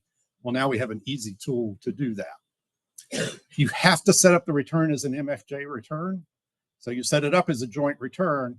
Then you go, after you're completely done with return, go to this tool, and I'm going to show you what it looks like, but it will show you, here's what the joint answer is, here's what the two separate returns would be, so that you can show the taxpayer, here's why joint is better than filing separate. But again, you've got to set it up as a joint return for TaxSlayer to do that. The other thing is, be really careful. You know, before it didn't really matter that much usually, but all the things like interest and dividends where it says, was this the taxpayers, or is it the spouse's income, or is it a joint account? It's really important you answer those questions correctly for this to calculate properly. Because if you say it's the taxpayers and it was actually a joint account, it's not going to compute this correctly. So be sure you're careful about designating whose income this is. The program also fortunately asks the question about whether the spouses live together at any time during the year, because you may know already that if they did and they want to file MFS, that automatically taxes 85% of the Social Security. So that's one of the huge negatives of filing MFS if you're on Social Security. It ends up with a really bad tax answer, but TaxSlayer will ask you that question. So if it's true that they had Social Security income and they live together even one day during the year, you check that box and they're going to get slammed on Social Security. Now, the only problem is if you've done all that and then you've decided, hey, they do want to file MFS, you have to then delete all the spouse's information on the joint return you did. You have to change the filing status, which in TaxSlayer automatically deletes the state return. So then you have to go back in and create a new state return for the taxpayer, the primary taxpayer on the returns MFS return. And then you've got to create a new MFS return for the spouse. So lots of steps to go through, but again, significant improvement being able to show clients this. It just takes a lot of steps to get through it. Bogart also has an MFJ MFS comparison tool, which I think is really good, but now TaxSlayer has this, and so I'm not sure you necessarily need to go to that, but just in case you ever wanted to. For example, if you wanted to look at all that before you actually put the information in TaxSlayer. But second, they've substantially improved the prior year comparison tool. So you can access this on the summary print page. Hopefully you've all seen that. One of the things up, I think it's top right side of the summary print page, there's a box that says prior year comparison. Click on that and it shows you what's changed between last year and this year. But in the past, that was only true if they'd done the return either at your site or they'd signed global consent. So the TaxSlayer has the information for both returns. So what they did in enhancing is they have substantially more detail because it used to be pretty high level. And so it's like, yeah, they got a lot of gross income, but I don't know what's in that. So it gives a lot more detail now as to what the changes are. You can look back to the 2 prior years rather than just one. So it'll go back 2 years. You can now manually input prior year data that's not in TaxSlayer. So this is great for if you don't have it in TaxSlayer, but you've got the prior year return, you can go back and just input the prior year numbers into TaxSlayer in this tool, and it will then show you the comparison to show why their tax situation is different this year versus last year. You can print the comparison using a print button on the same page, so that's something helpful. So this is what this looks like. So you see there's a 21 column, a 22 column, 23 column is the example here, because it's not in the 24 practice lab yet, it's in the 23 practice lab. So that's why I pulled it up in that so you could see what it looks like. So I filled in the 22 information because you can't do carryover in TaxSlayer practice lab. So I just threw some numbers in just so you could see. So it's telling you this is information that you input, and then it gives you this is what the printout looks like. So it'll show you, so if we look at the 23 column, so their wages went up by 9%. IRA distributions went way up by 2,000%. So that's why they're going to owe more tax this year, because they got a big IRA deduction. So stuff like that. But it's an easy way to be able to show clients when they're like, hey, I got a refund last year. Why is it I owe all this money? Particularly if they're already in TaxSlayer for the prior year, all you do is go to this thing, print it out, and they can see exactly what happened from one year to the next. There's now a 1040 estimated payments calculator that's located under federal payments and estimates vouchers for, so for example, this year for 2024 estimated tax payments. So if you want to do an estimate for what they're going to owe for 2025, TaxSlayer will populate the 2024 data based off the return that you're creating, and then allows you to enter any changes that would take place for 25. So if they say, I changed jobs in December, so I know I'm going to make more money next year, this is a way you can then go in and put in what the new wage amount is going to be, and it will then do a calculation for you. So it provides an estimate of the total tax due, net of any estimated withholdings and credits, and then provides 1/4 of that number for the quarterly estimated tax amount. Now, obviously, that's of the total amount that's due. You don't necessarily have to pay that much to avoid estimated tax penalty, but at least it's a way to calculate what they will, an estimate of what they will owe more than what they owe this year.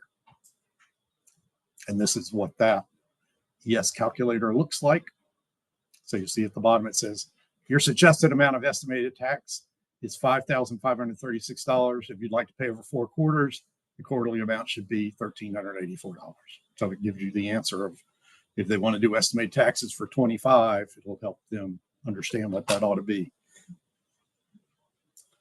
That's it for that category. Any questions on that? On that last one, will the vouchers be in that same section, Bill? Yes. So when you go into the vouchers thing now, it's a menu. And one of them is print out the vouchers for this year. The other is calculate what the estimated tax will be for 25. So you'll now have a menu and you get to pick which one of those you want. Will it automatically print the vouchers as part of the return if you don't choose to print them from there? I don't know. I mean, the question was printing it. Does it, maybe not, let me rephrase. Are you asking, does it populate the vouchers for you? Normally, when you request estimated payment vouchers, it'll print as part of the print set. Yes. It'll print there. You don't have to print it from that screen. Correct. Yes, that is still correct. It didn't change that functionality. So if you want to print estimated tax vouchers, all you got to do is input that information on the menu and it'll automatically print it as part of the print set. Any other questions? Any questions online? Okay, rejects. So I've been asked to talk about a couple of reject categories. So I'm sure for most of your sites, probably all would be my guess, but your two most frequent rejects are for ACA with no Form 8962 included and IP PIN. So I'm going to talk about both of those a little bit to try to help you catch these. This is certainly not, I don't have the magic bullet for either one of these, but just to kind of talk through my thoughts, at least, on how to try to catch these. If anyone on the taxpayer's return, as you know, had ACA coverage for even 1 month during 2024, there has to be an 8962 in the return to reconcile the premium tax payment. Obviously, most taxpayers that we see have no idea whether they have ACA or not. And so they don't answer the question on the intake sheet correctly. You ask them that question in the interview, they answer it wrong, you get a reject, and then you're left to deal with it. Ways to help to catch the present. So this is just some suggestions I have for ways to try to identify where you're at risk on there being an ACA reject. So first is check the question on the intake sheet. They may actually have answered it correctly, which would be a shock, but maybe they did. If they have a Form 1095A, obviously they had. So those two are pretty simple, straightforward. Ask how they obtain their insurance. I think this is the one that really helps the most. So get them to tell you, how did you get your insurance? Did you get it? Are you on Medicare? Are you on Medicaid? Are you on TRICARE? Are you getting it through your employer? Are you getting it through a former employer? You're now retired. Or did you get it on your own? So obviously, it's only the last one that triggers the potential for ACA. Although I will say, we had one case where we had an employer who bought insurance for employees through the ACA.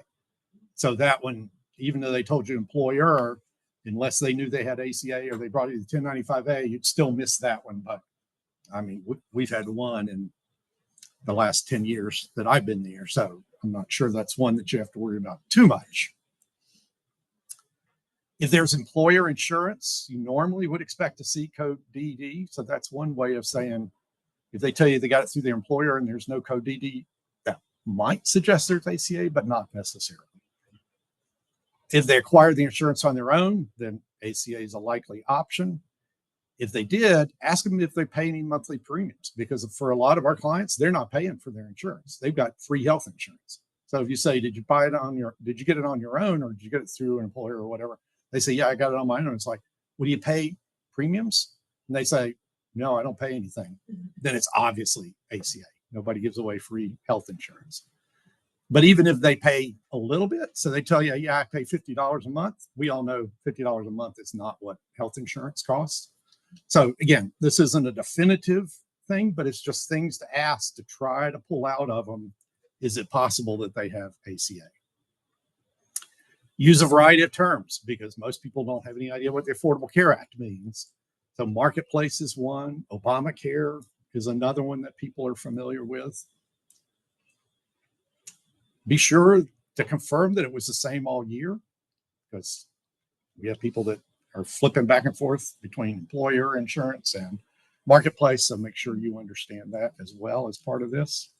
Check the prior year return for ACA, because if they had it last year, there's a pretty good chance they're going to have it this year.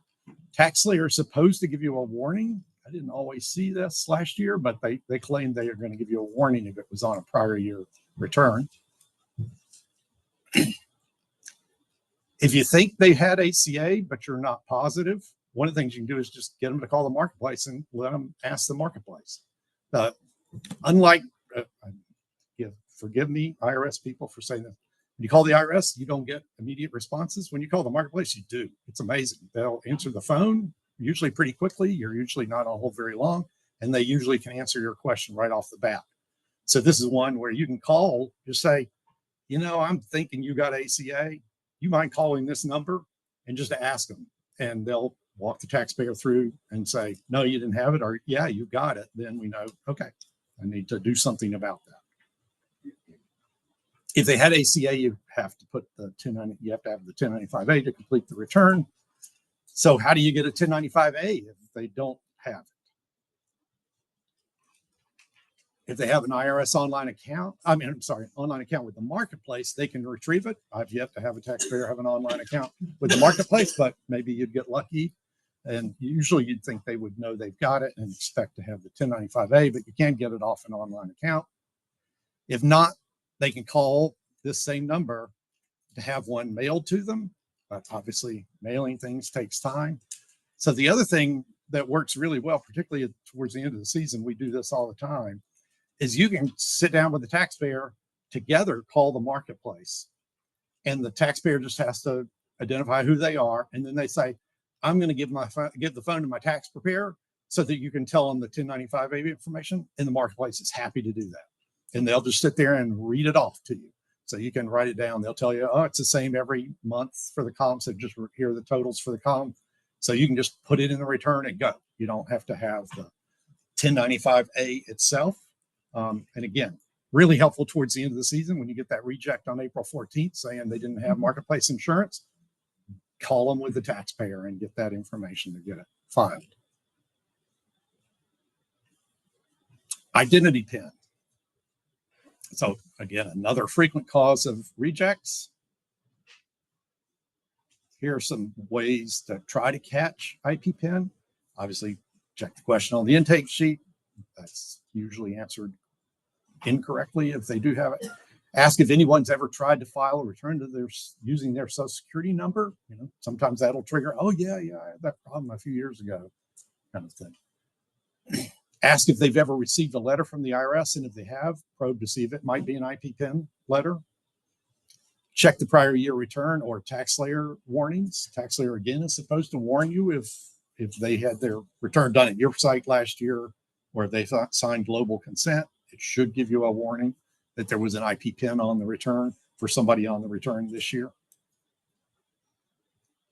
Remember, an IP PIN is only good for the calendar year that it's issued. It should be included on any return, including prior year returns that are electronically filed during that calendar year. So IP PIN, you got to think about it differently. It's a calendar year. It's not a tax year concept.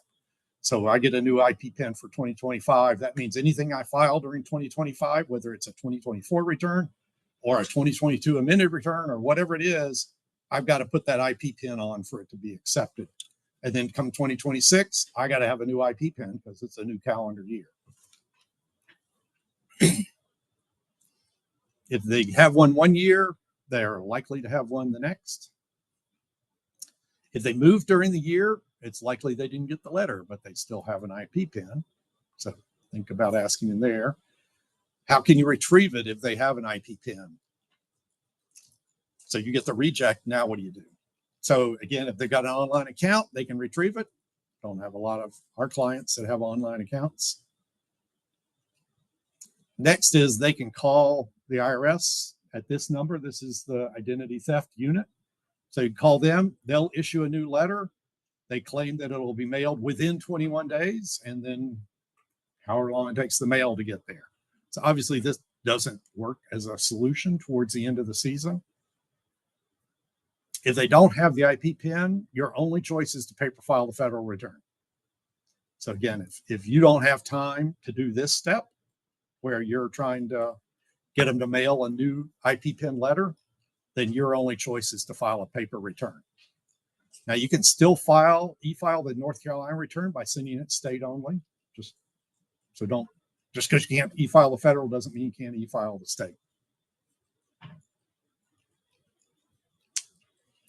I threw this in here just because it seemed like a good place to stick it in. There's a new use for the IP PIN. So this is a really interesting change for us. The IRS announced a new program to assist with situations where a dependent's already been claimed on another return, which again is another frequent cause of rejects. So a dependent's already been claimed by somebody else, or another one we see a lot is students already filed their return claiming themselves and they shouldn't have. So now you're doing the parent's return, claiming the education credit, and it rejects.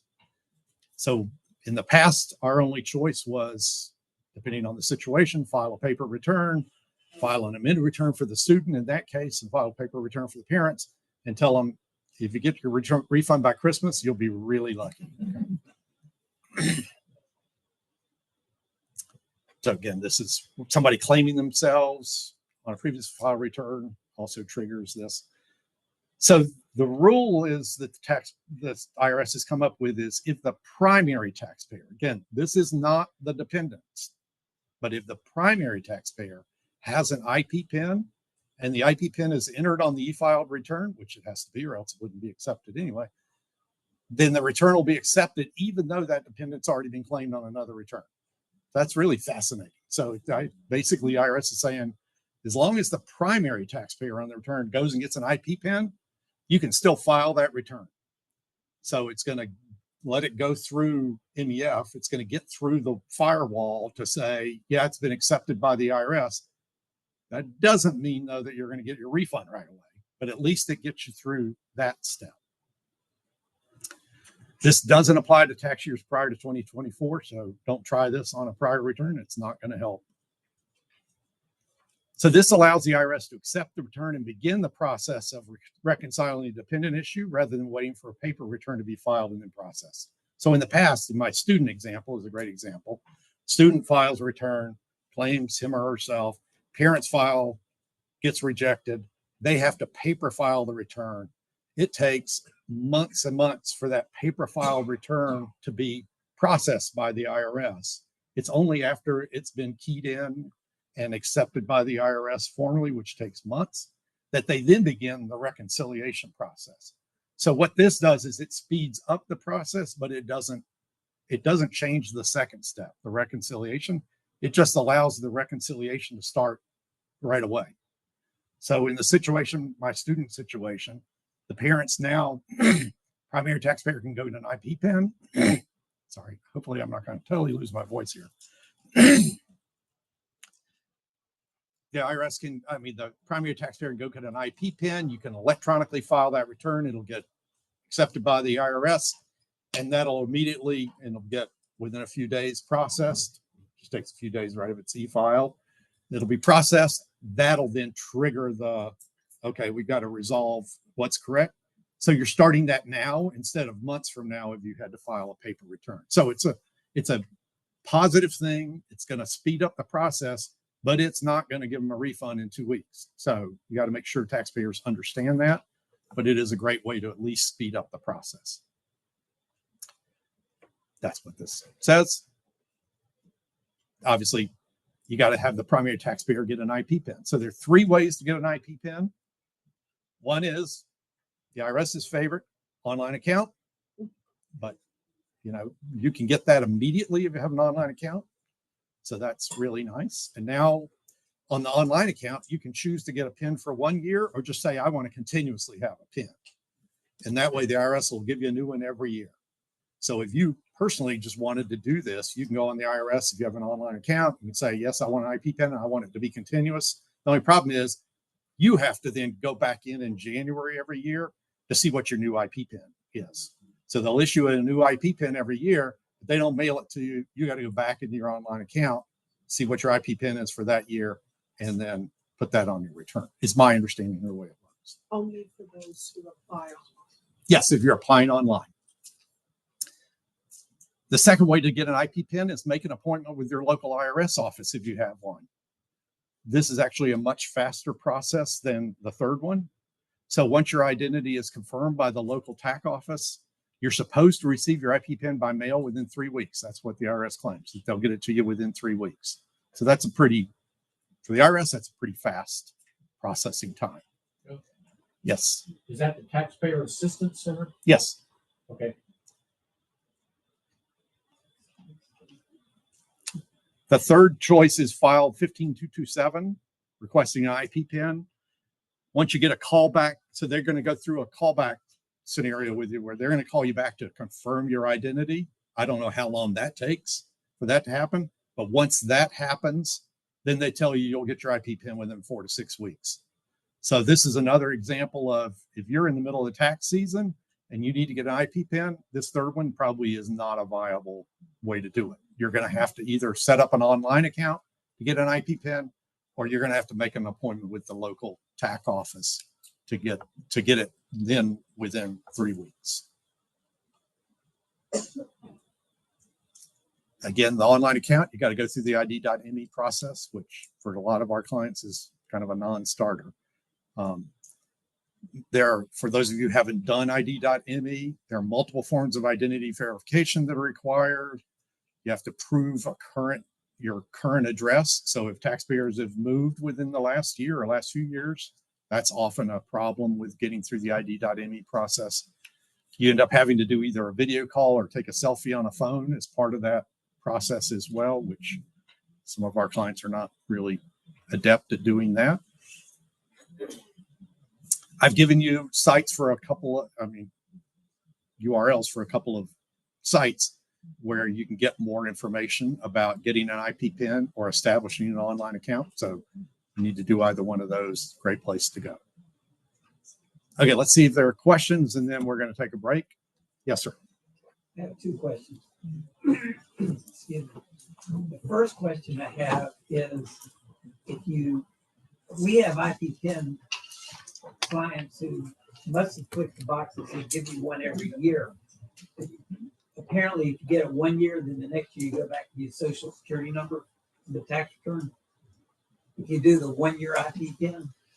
Supposedly, yes. If you voluntarily said, I just want one for 1 year, then the next year you shouldn't need to enter an IP PIN.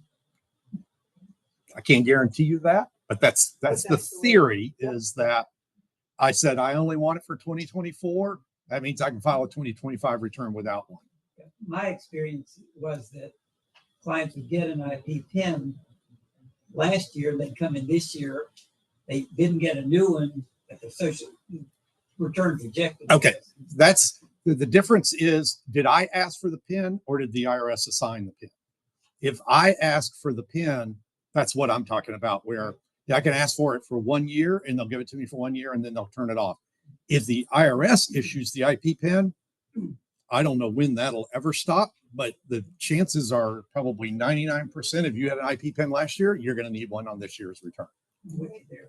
And my second question is, is Kara, is she gonna email this to us? Because I'm sure if I tried to type in some of your links, I would have it do a typo. You should already have it. We sent it out last night. Oh, you did? If you didn't, let me know. So that was a question about whether or not the people here are going to get this handout, and they are. So you'll have a Word document where you can click on the link and go to that. Thank you. Bill? Yes, sir. What I've heard on the 1-year option is that is new. Yep. If you have the PIN, you have to go back into the online and check a button to take that renew one off. So To opt out. Opt out. Oh, okay. So if you've previously requested a PIN and you don't want one anymore, you got to go into your online account and opt out. Yeah. And the same thing is true if you say, I want it continuous, and then you change your mind, you've got to go back in and opt out at that point. So with IP pins for dependents, you obviously can't do that online, right? You have to do that by either going to a taxpayer assistance center or filling out that form. Is that correct? So the question is about IP pins for dependents. How do you get those? Because I'm not sure you could set up an online IRS account for a dependent. So Claudia's going to step up here and she's going to tell us, how we get those. And so that's a really good question. Good question, because it is my understanding that the dependents cannot create an account on online services. Now, I will also caveat that and say there is so much changing in online services every month. I'm not sure what was there last month versus this month, but I agree with you that dependents cannot set up an account, which means you got to go into a TAC office and authenticate. Okay. And with the TAC office, I did kind of check into that, and they are holding pretty firm with that, is that if you schedule an appointment online, you bring in your documentation, at least 2 forms of ID, and it's online when you're scheduling an appointment. They fill out a form right then and there. They can't give you the number, our TAC folks, but they fill out a form that goes automatically that says this is what these folks are looking for, and we are staying within that 21-day range. That's what I'm told right now. Okay, but good point about dependents. Yep. So we had a previous conversation about this, and one of the suggestions was, if you're in a situation where somebody else, could be a divorce situation or just a situation where somebody else is claiming a dependent that shouldn't be claiming them, one of the things you can do to stop that is get an IP PIN for the dependent. So this allows you to fix the reject for the current year by getting one for the primary taxpayer. But one way to prevent it for the future is get an IP PIN for the dependent. Yes. Bill, can you tell folks that right now you cannot get an IP PIN online? You have to wait till January. Correct. So right now the IP stuff is shut down for a while. And so if you want a 2025 IP PIN, you got to go back in January and request that. Or if you've already requested one, you got to go back into your online account in January to see what the PIN is. Yes. One more comment to share that I'm hearing about the warnings. Those warnings are not in the global carry forward. They're at the very end of the return. When you go into the e-file box, it'll be at the top of that. Okay. So many of the other warnings we see, it's like, we're not happy with your 1099, and you kind of just blink over them. And sometimes you're just have a preparer who's doing that.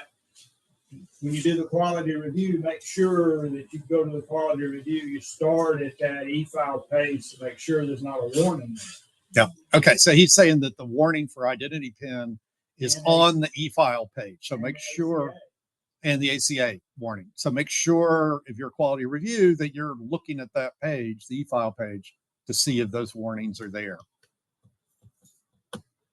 Any other questions? Okay, let's take a 10-minute break. We'll be back here promptly at 2:50. Yeah.